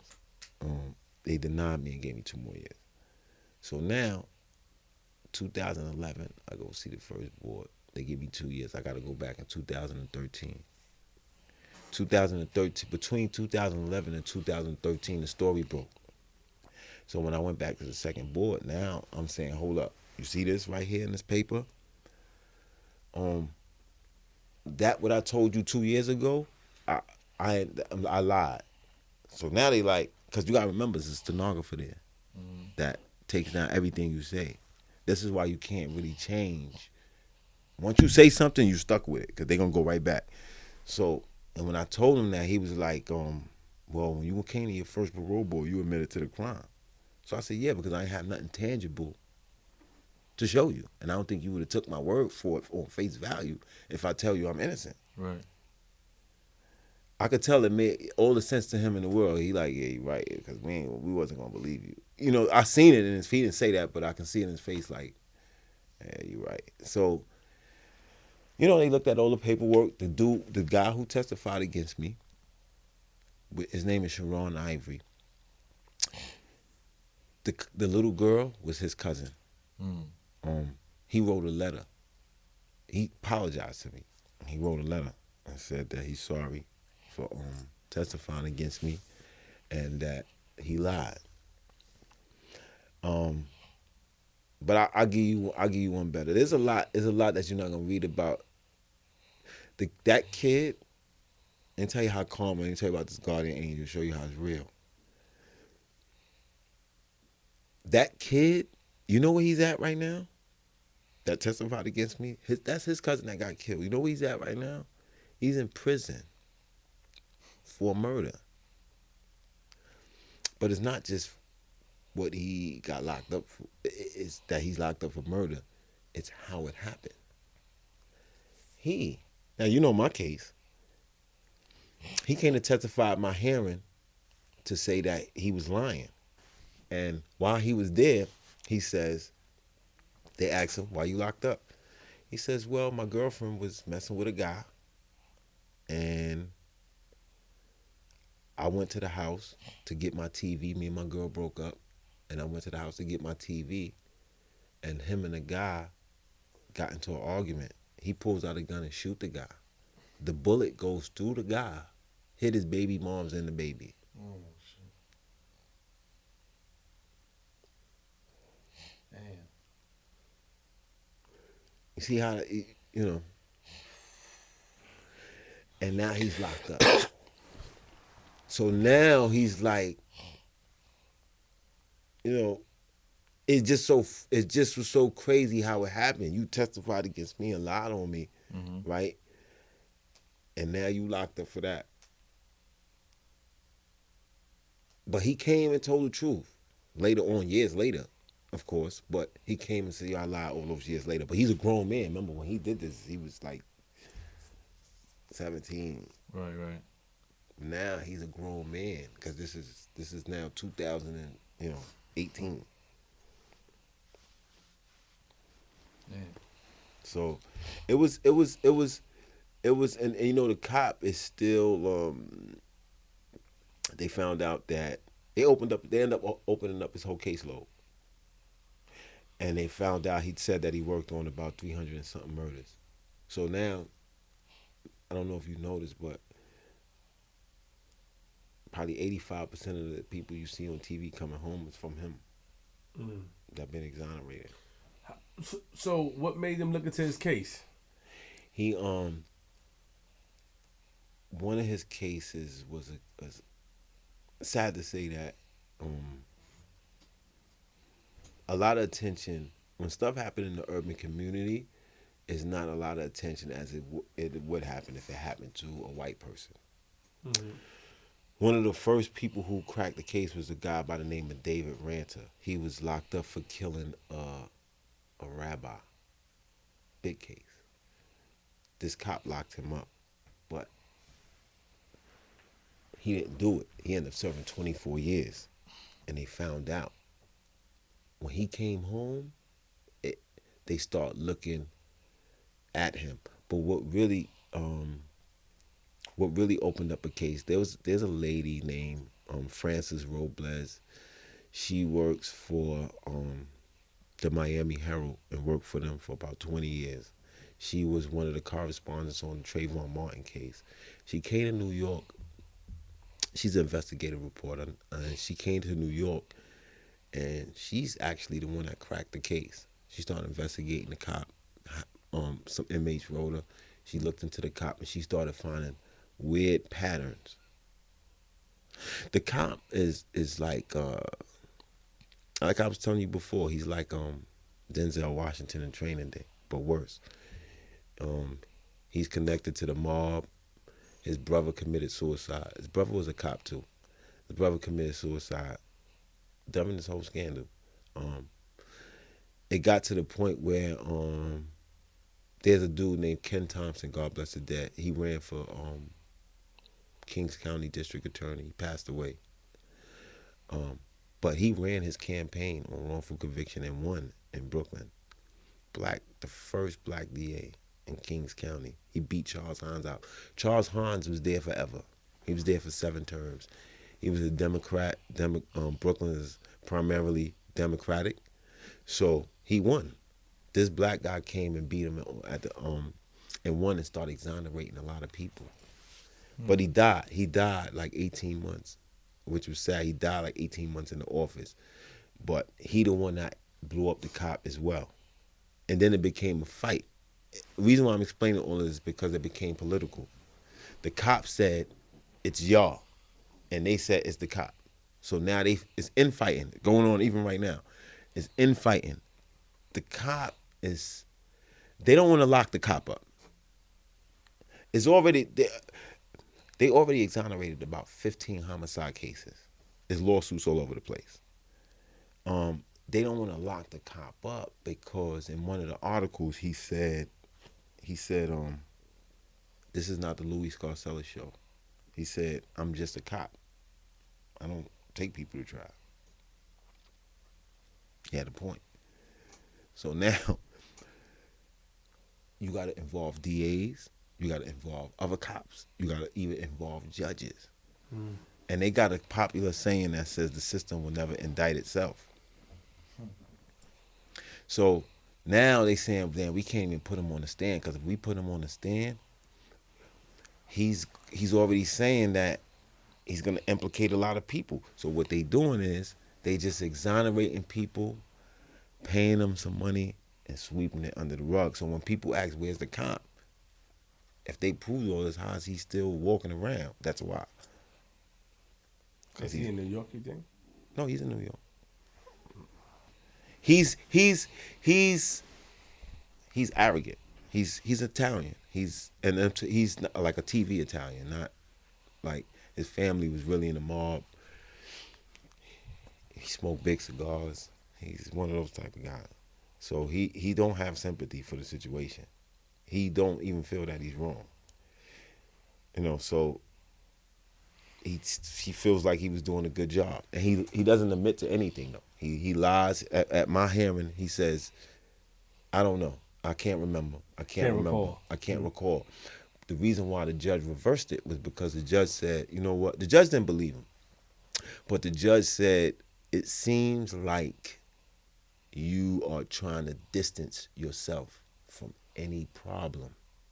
Because what he told him was, he said, "I just went to Mr. Moses' house, picked him up, and took him to the precinct." Literally. He said, "That's all I had to do with his case." When he questioned me, beat me up, all of that. But he went in court and switched everything. He said, I don't even know what y'all talking about. All I did was went to his house and took him to the precinct. After that, I had other business at the DA's office. I left. I never seen him again. This is what I'm saying. They just lied like crazy. They took a whole story and flipped it on his head. And this what makes it unique is because I ain't never think nothing like that can happen. Like, I literally never thought that you can be, like, police can put you somewhere. Like, right now, we're here, and they can say you was across town doing something that you wasn't doing. I never think. Now, I know you could get accused of it. But as far as going to getting arrested, like, where you getting the evidence from? So that's what kind of like, it was unbelievable in that sense. You know what I'm saying? And then it causes a lot of turmoil because the mother of the victim still think I did it. The young girl. Yeah. She was adopted, but her family, the adopted mother, feels like I did it. But it's sort of like, and I don't, I'm not angry at her or nothing because she lost a child. And the police misled her. At this point, I know it's probably devastating for her for, after all these years go by, to see it pop up again. So I understand her point of view, even though it's not a correct one, but I understand it. So, but it's tragic. That's what, one of the things we advocate for is them doing lineups different and how they interrogate people. We want video for everything. So, it's tough in that sense. It's tough in the sense of trying to get reform as it comes to getting them to handle people different in the street. Right. It gets a little difficult with that because, again, there's a lot of corruption in it. So now you come home. Let's jump to that. Mm-hmm. What was that day like for you? The first day coming out. The first day was crazy because I wasn't in the vehicle for a long time. My lawyers came to pick me up, and like I'm way upstairs. I'm on the border of Canada, and I never forget, like, when I came out, got in the car, we was riding for a little while, I threw up. Yeah, I got sick and threw up because it, just being out, you know what I'm saying? Just moving around and being out was, it felt crazy, you know what I'm saying? It felt crazy. But it was weird because after doing 18 and a half years, you just get spit out of prison. Yeah. I didn't really, I thought I was going, I ain't gonna lie, I thought that, it was hard. I didn't think I was gonna get out. Right? Because it's hard to get out on a life bid. Right. It's hard to get out on a life bid, and then I wasn't a good inmate. You know what I'm saying? Like I wasn't a model inmate. Right? One of those inmates that He was hustling, getting money. Right. Threatening niggas with long knives. Right. So that's not. I didn't go to jail. I didn't turn Muslim. I didn't go into gangs. You know what I'm saying? But again, there's a heavy presence of Brooklyn in jail, Right. in prison. So you're gonna know a lot of people if you from and if you was like kind of out there, you just gonna know a lot of people because half of my projects was locked up. Mm-hmm. You know what I'm saying? So being on Rikers Island, going up north and seeing people and stuff like that, it was more like, oh shit, look a little, look a little so and so. Oh, you locked up for something you ain't do? That's crazy. I heard about it. I seen it on the news. Mm. Because a lot of people who heard about the case also heard that somebody that didn't do it got locked up for it. So that was a rumor for some people. Some people felt like, you did. Some people felt like I did do it. Some people felt like I did do it. But the people who knew me, really knew me, and like a lot of my projects, they was like, a guy that's innocent is locked up for that. Real quick, and this is my last question. I got two final questions. First question is, what was it like being locked up with the guy that your co-defendant? Well, he didn't go to jail because he was found. He did got go to acquitted. jail. They didn't say he got acquitted. Yeah, for the murder and for attempt murder. But he remember he shot himself. So they found him guilty for a gun, even though they didn't have a gun. So you was with him. On Rikers Island, out of state. Okay, so you never saw him after that. Nah. And the guy that actually After I came home, but not and he actually admitted that he did it. Yeah. To the police. At my hearing, yeah. Because after I was released, remember, I'm released out of jail, but I still is a convicted murderer. So I still have to go to court even after coming home and fight it. It took me 4.5 years. It took me 4.5 years after coming home in 2013 to get actually exonerated. Did you sue the city? And state. You got paid? For one. Yeah, G. I mean, he's seen the drills. He walked in here shining. You know what I'm saying? He looking, you know what I mean? No, but I've. No, stop it, man. No, no, but. Oh man. No, but I've done a lot. I've done a lot. Years, you know what I'm saying? Yeah, it's just something. But I've done a lot. I came home. Right. But I came home. But look, I came home. It's not like I came home and they just said, here. I came home, right? With everything is a process with the court. Moves like a turtle. Facts. If you think first of all, trying to get money from any state entity is hard. They ain't giving you no money. You know what I'm saying? And if they is giving you money, try to lowball you. Mm-hmm. Right? I mean, how much money you give a guy of 18.5 years that locked up? Think about that. Some of the places they give you a certain amount for every day you was locked up. New York is one of the most liberal places when it comes to giving money for wrongful convictions. You want to be in New York. Other states have a cap. Some states have a cap. It's like, I don't care how much time you did. You only get 20,000. Some states have that cap. New York don't have a cap. New York pay you according. They pay you according to your time, but more so what you've been through. Understood. Your pain and suffering, right? So, because a lot of people passed away in jail. Yeah. A lot of people got stabbed and cut in jail. Some people got sodomized in jail, right? So, I like to put out the realities of the situation, right? There's guys like me that been wrongfully convicted that can't read. Like, I never met anybody illiterate when I was home. Mm. I never met anybody that couldn't. I'm talking about really can't read and write.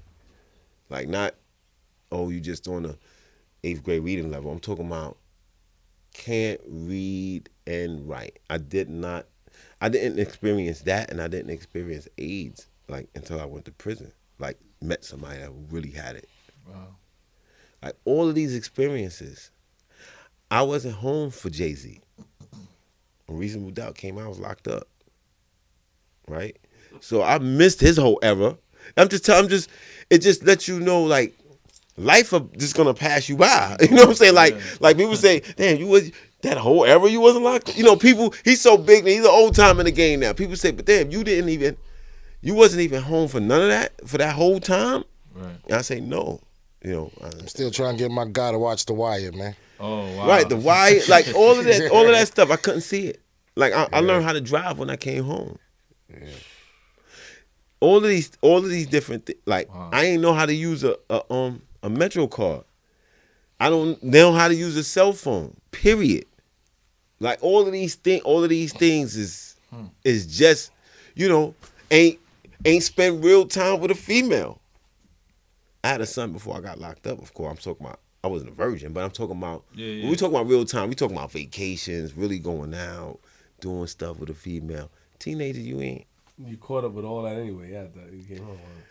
Oh, of course. Yeah. You know, I definitely caught up with that, and I definitely caught up with that, and still catching up with it. You caught up with your fashion too. Oh no, I never lost it. I never lost it. I'm gonna tell you why. I'm gonna tell you why. Close. No, I'm gonna tell you why. Close. No, I'll tell you why. Because I had connection. Because I still was connected to the street. In this sense, people wrote me and came to see me. That's different. Let me tell you. I don't know if you ever seen the movie Penitentiary, where the old timer, he said, it's an old movie, right? But the old timer, he said, listen, man, when I was home, they didn't even have TVs yet, right? So I don't have no place in society. Like, he was lost. And I'm gonna get you, sucker. When a guy came home with the big shoes and old hat, right? Now these are guys that's stuck in time. Usually, when you see a flick of prison, they usually always show one of those type of guys, right? Mm-hmm. That's outdated, stuck in time. The reality is that those type of guys exist, but those are the type of guys that they don't get visits, they don't get letters, they don't get on the phone, and they don't get pictures. He just told you, right? I remember me talking to my friend, like, yo, I would ask questions like, yo, what they listening to? Like, what kind of music they listening to? And guys say, yo, man, they listen to Nelly now, man. Right? You know, I kept up because I had people to talk to tell me that, though. Right? So I wasn't, so now it ain't like I'm coming home in 2013, right? So that was wrong with you, sir. No, it's not like I'm coming home in 2013 and stuck in 1995. I got it. You know what I'm saying? Mm-hmm. You know, I read a lot. I spoke to people. So, you know, I was abreast of certain stuff. I just wasn't there. Right? The whole tunnel era, and when people was like, you know, my friends would talk to me, yo, man, yo, New Year's, people did this, yo, we did that, yo, this is happening, that's happening, this happening, this is happening. So I kept, but then I did meet individuals upstate that, like, I was in a box with a dude, like, he ain't speak, come on, that's unheard of. He ain't been on the phone in 15 years. He ain't getting, nobody's writing him, right? Not a family member, not a friend, not a homeboy, not a homegirl, nothing. His whole world is in that jail. You see what I'm saying? It was different with me. So and you see people like that. They ain't got no family. Young dudes, Caxsackie and Green is the juvenile penitentiary. Caxsackie is the juvenile max. Green is the juvenile medium. Medium is, you know the difference between the two? Yes, we know. And what's the time and everything? Like, what makes you go to a max and what makes you go to a medium? No, we don't know. Is the time. Is the time. It was a time, for a long time, it was if you had over 5 years, you go to a max. If you had under 5 years and under, you go to a medium. They raised it to like 8 years now. So anything over 8 years, you're going to a maximum security prison. And anything 8 and under, you go to a medium. Let me ask you one last, I asked the question, but in closing, right? Mm-hmm. First, I'm pretty sure you came home, you caught up. Like we cracked the jokes earlier. Go ahead, move. You shining. Yeah. That's funny. You shine. You not shining, G? How much time? His name Shine, huh? Yeah, you shining. You always shining. Smell them nigga with money. You know what I'm saying? Yeah. What would be your last words to the youth out there that's listening? One of the most important things is I stress is as an education. To learn the law. You know, learn what a grand jury is. You know, learn who your local politicians are, right? Like just in your community. You don't have to go all the way to Washington. Learn who's good, because when you get in a situation, who you think gonna be the ones to help you? It's gonna be your local politicians, churches. There's a lot of people that advocated and wrote letters for me. My friends couldn't do much for me. They couldn't do much for me. So you got to arm yourself with. It's hard understanding. Most of us that come from our communities, when we go into a courtroom, we like a deer in headlights. Right. We don't understand what's going on in that courtroom. And they stick a lawyer next to us, maybe a public defender, because most people can't. Everybody's seen the Khalid Browder story, and what he went through, and how he couldn't even get out of jail. What was his bail? Like 1,800 or some shit like that. Something like that, $1,000, Yeah, something like that. It was reachable. Yeah. For but he couldn't. He stayed in jail for 3 years. Yeah. He couldn't get out. So that's a reality, right? And so what I like to tell kids is, listen, we not rich. We don't have the money, right? But the one thing they can't control is what you put inside your brain. And if you're gonna be out there running the street, know that there's detectives out there, like Louis Scarcella, and I'm gonna say his name, Louis Scarcella, Louis, last name Scarcella. I would encourage your viewers to look up who he is and understand that there's cops like that in every borough, in every police station, right? And they outnumber the good ones.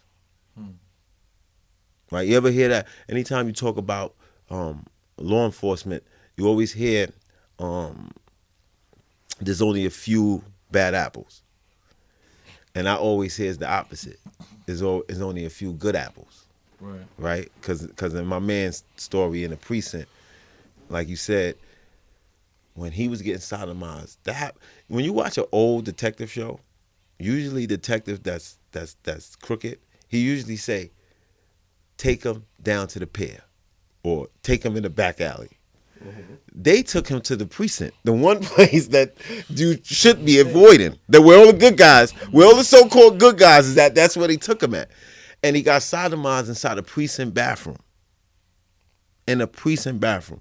And when you think about that, you say, well, where was all the good apples while this was going on? I know that wasn't quiet. Where the good apples was at? So when you look at law enforcement, you really have to understand how serious they after us. Crazy. It is.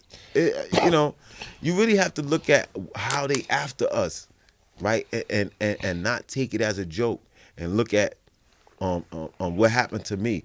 Because as we speak, that's happened. Some kid is in the precinct right now. Like I say, today me, tomorrow you. I know how to arm myself now. I know how to back myself. I know how to stay out of situations. That's number one. I know how to pick my friends a lot more closely now. But one of the things is I know how to engage with law enforcement. I know how to engage with a cop in the street or in court, right? And so those are some of the things that I definitely would like to part and encourage that, because all the time, because I'm in a situation because a lot of people call me to answer part of your question that you asked earlier. Why? So a lot of people call me. I still go visit people in prison. I go visit people in prison. Like, a lot of people call me and ask for advice. A lot of people say, what should I do? How do I fight this? How do I do that? And so that's one of the reasons why I say to try to educate yourself. You'll be surprised, man, how many people don't even know the simple stuff. I'm not saying be Johnny Cochran. Right. I'm just saying know the basics, right? Know what arraignment is. Know what a grand jury is, right? Know what a lawyer's duty is. Know what a DA's duty is. Know what an indictment is. And you ask some people, do you know what an indictment is? Do you know what it entails? Do you know what a grand jury does? Grown men, later for kids, grown men, they don't even know that. So we need to get that out, that type of message out, so we can sort of prevent things like this from happening again. We know people is going to continuously commit crime. People is going to continue to get locked up, right? But we don't want people from our community to be unfairly and unjustly locked up and targeted either.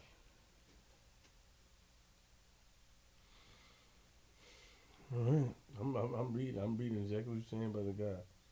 Yeah, and I see right here too. It shows people that he got locked up. That's what I was doing. Yeah.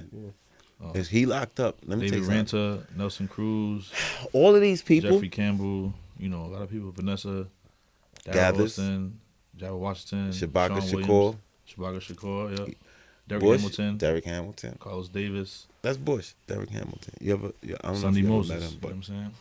he's done a lot. And he's from LG, and we got locked up by the same. We all got locked up by the same cop. We didn't even know that. We was upstate with next to each other and everything. Never even spoke about who we got locked up by. And we only found out, like, he was locking up. Come on, he was locking up females. Yeah. Yeah, he was letting out. He was letting guys. He was letting, like, this female.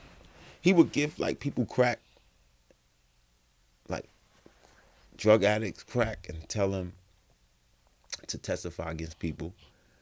He had this female that it's spooky. He had a female that he had to testify on all these separate homicides, but she said she witnessed a murder take place in a crack den, in a crack house.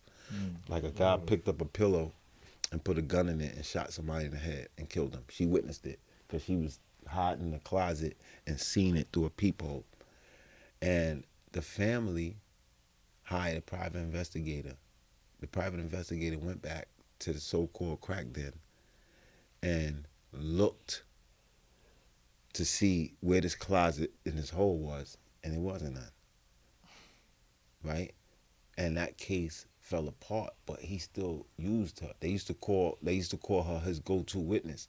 Now, fast forward 2013, 2014, they go looking for this female. She's mysteriously got killed in a hit and run. Right? Now, it's very possible that you could get killed in a hit and run, but nobody got locked up for it. Like, people don't really get away with hit and runs, though. Right? That's what I'm saying. Like I'm saying, people get away with a lot of crime, but hit and runs? Just like you said. Yeah, because come on, you got license plates, you got this, that. Yeah. Hit and runs is kind of hard to get away with nowadays. Yeah. You know what I'm saying? You hit somebody, like, this is not, you nip somebody. She got killed. Somebody, yeah. She got murdered in a hit and run. We got a friend from our neighborhood. In fact, the guy who allegedly got locked up for killing the real 50 Cent, right? He's locked up right now. Mm-hmm. His name is Wemo, right? I know him personally. I grew up on them. But he killed a Jewish family. He came out for the 50 Cent, and then he ran over somebody. Yeah, killed a Jewish family inside a cab. They was in a cab. So that's what he's locked up for right now, right? And they sentenced him and gave him time for that. But this is a big case. But he got caught. And did he stay at the scene? He left, right? He left, yeah. But he got caught. So this is what I'm saying. Why is the killer of this Teresa Gomez, where's he at? He just vanished in the thin air. You don't have no leads, no nothing. But this is the female who we can call in, subpoena into court and question her about the activities that the cop. So now she mysteriously disappeared. Right. is a guy in the witness protection program in the feds that wrote my lawyer and asked my lawyer and told my lawyer that the cop had threatened him, which we found out the guys in the witness protection, but because they was all part of the mob, and this guy's uncle, the cop's uncle, goes by the name of Fat Tony. He's dead now. This all came out of my hearing. I didn't know nothing about it, but somebody from federal penitentiary that's in the witness protection program wrote my lawyer and said that cop right there is dirty because he threatened my father. The cop was serious. He told the kid, listen, the kid stole a car. It was a young kid. He stole a car, but the owner of the car was somebody.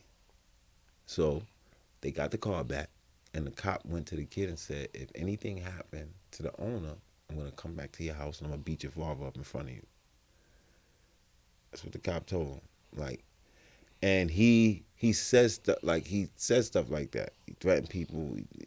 Look what he said with Bush. Yeah, you going to jail forever. He went all the way up to Connecticut to a friend of mine, pinned the murder on him. And a lot of these is like Brooklyn murders. It was dudes locked up, like, because again, he was a decorated and well-known cop. Like, he was known for, that's why he's on Dr. Phil. He was so-called known for getting confessions and making arrests that no other cop could. Right? And then when you fast forward 300 and something murders later, he's decorated by the city all over the place. And then it starts to unravel with the investigative reporter. And then they just said, you know what, we looking at all his cases. They opened up his whole caseload. But think about it. You think the city, you know how much money that is? You know how much of a controversy that causes? You know how many people careers go down the drain? They're not doing that. That's why this platform is so important, right? Because if the city knew what they was trying to sweep under the rug, they probably would be in outrage. Because if y'all pay taxes, y'all paying the cop. I pay taxes. I'm paying the cop that wrongfully convicted me. He's getting a pension, right? He's getting a pension, and that's because the city don't wanna blame him. They don't wanna blame him because he has too much information, and he's letting it be known. It's almost like, did you see, if you ever followed the Little Kim case, Little Kim got arrested. They had a shooting in front of Hot 97. The individuals that was with Little Kim, they didn't lock up, right? But they knew Little Kim. She's a celebrity. Like anything, right? The celebrity there, something happened, they gonna say the celebrity name, because that's who they know. So Little Kim gets arrested, and they show her a video. Well, Little Kim doesn't get arrested. Little Kim gets subpoenaed to testify under a federal grand jury. When they put you in that position, as a trick that the feds use. When they put you in a position to testify under federal grand jury, they waiting for you to lie. They're going to ask you some intense questions because they know they can't lock you up. They knew they couldn't lock Little Kim up. Why you can't lock Little Kim up? Because Little Kim wasn't shooting. What are you locking up for? But we know you was there. And you wouldn't, and when you see this video right here, tell us who that is. She wouldn't tell. She wouldn't tell. That was her whole little beef with her little C's. She would not tell, but they got the video. They showing you the video. Like, you can't get around it. Look. Little C's was like, you know what I'm saying? Like, come on, like, all you doing is waiting for me to lie. It's a trick. Here's the video. Who is that? I don't know. Okay, you going to jail. You just lied on the federal grand jury. This is you right there, right? But they're going to ask you. They're going to methodically say, I would like to, is this you right here in the video? And you say, yeah. Only way you get around that is if you plead the fifth. But guess what? That's why it's so good to know the law. You can't plead the fifth unless you're under arrest. Remember, the Fifth Amendment is only for the accused. So they strategically don't accuse you with anything. So you have to talk. A lot of people don't understand that. That's what happened with celebrity cases sometimes when they so-called rap. Right? That happened in a few cases I know about. You can't say, I'm not going to say anything. Because you can't plead the fifth if you're not accused. And the judge is going to order you to answer the question. That's what happened to Scott. That's right. Yeah. He tried to run. It was a situation just like that where God didn't want to testify. He did everything in his power to. And the police tracked him down and forced him, arrested him, and made him testify. Right? And he couldn't plead the fifth. So when people start talking about like wrong prison and no snitching, and they start talking about these, they forget to leave out the details and what the law does, the reality of the positions that they put the law in certain people, right, and why certain things come out the way that they do. So I think to answer your question, Flip, to kind of I think that's very important for not only people that's still out there in the street, but there's still a lot of people that's locked up for stuff they didn't do. There's a lot of people that got life. It's gonna be families that look at this. It's gonna be families that look at this, and they're probably gonna say that that they're glad that you gave them that the platform was there, because they're still going through it. They still going to court. Tomorrow there's gonna be a bunch of people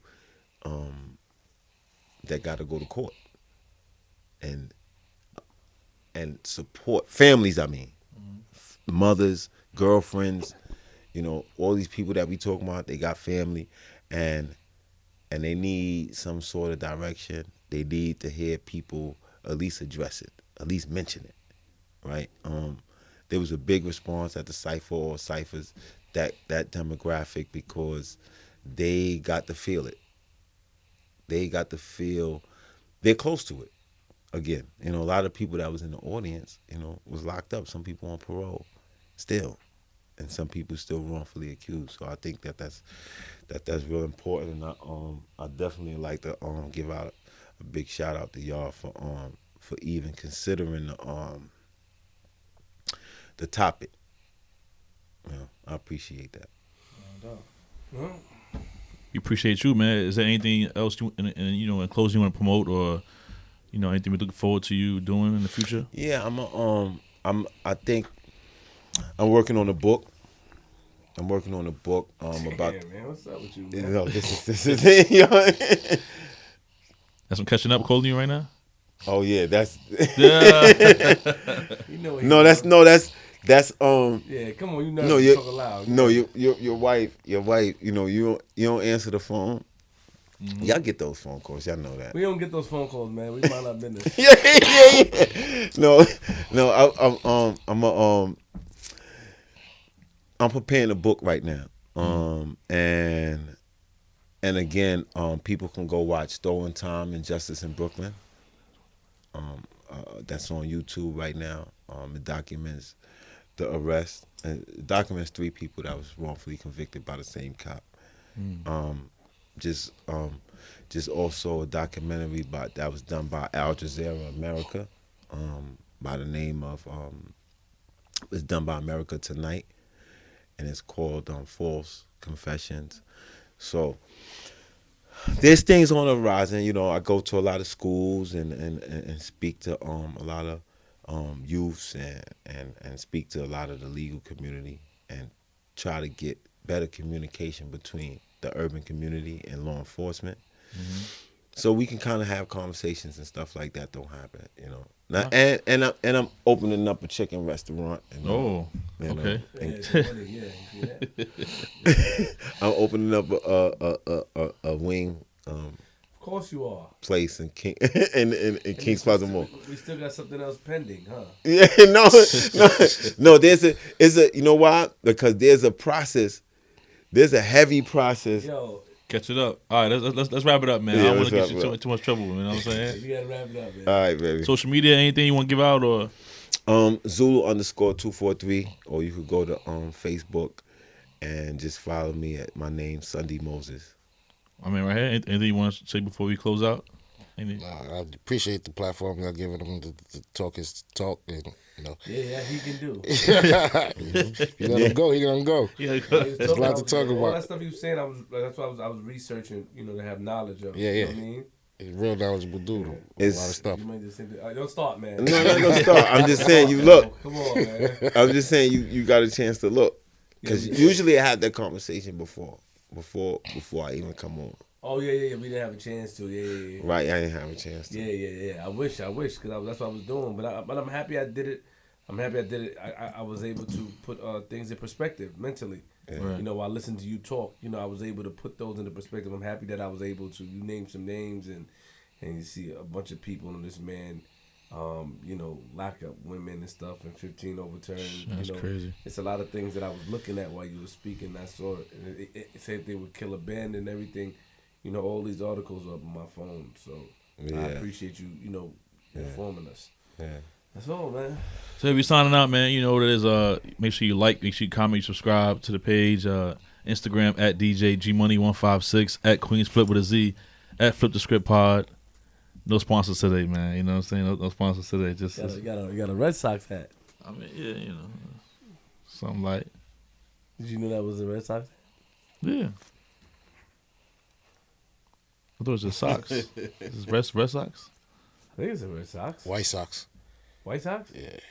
Yeah. Oh, They have a team called the White Sox? It's White Sox. yeah, get out of here. See? Oh. You don't even know. You didn't even know it. Yeah, sign out, man. Wait, the White Sox. They never won a championship then. The White Sox. What the hell? Oh, look at the White Sox. Yo, it's Queen Flip, man. URLTV.tv. Yo. Man, dope interview. Yes. Pay attention and stay tuned. You know what I mean? Got a lot to learn. And remember, man, lock your doors, close your windows, close your blinds, open your blinds. He look at Yeah. And if you see a nigga like Sunday on your lawn, let him in. He don't mean no harm. Right. I'm from Queens. Wait, but he may have a knife, so don't be afraid to use a firearm. I'm from Queens.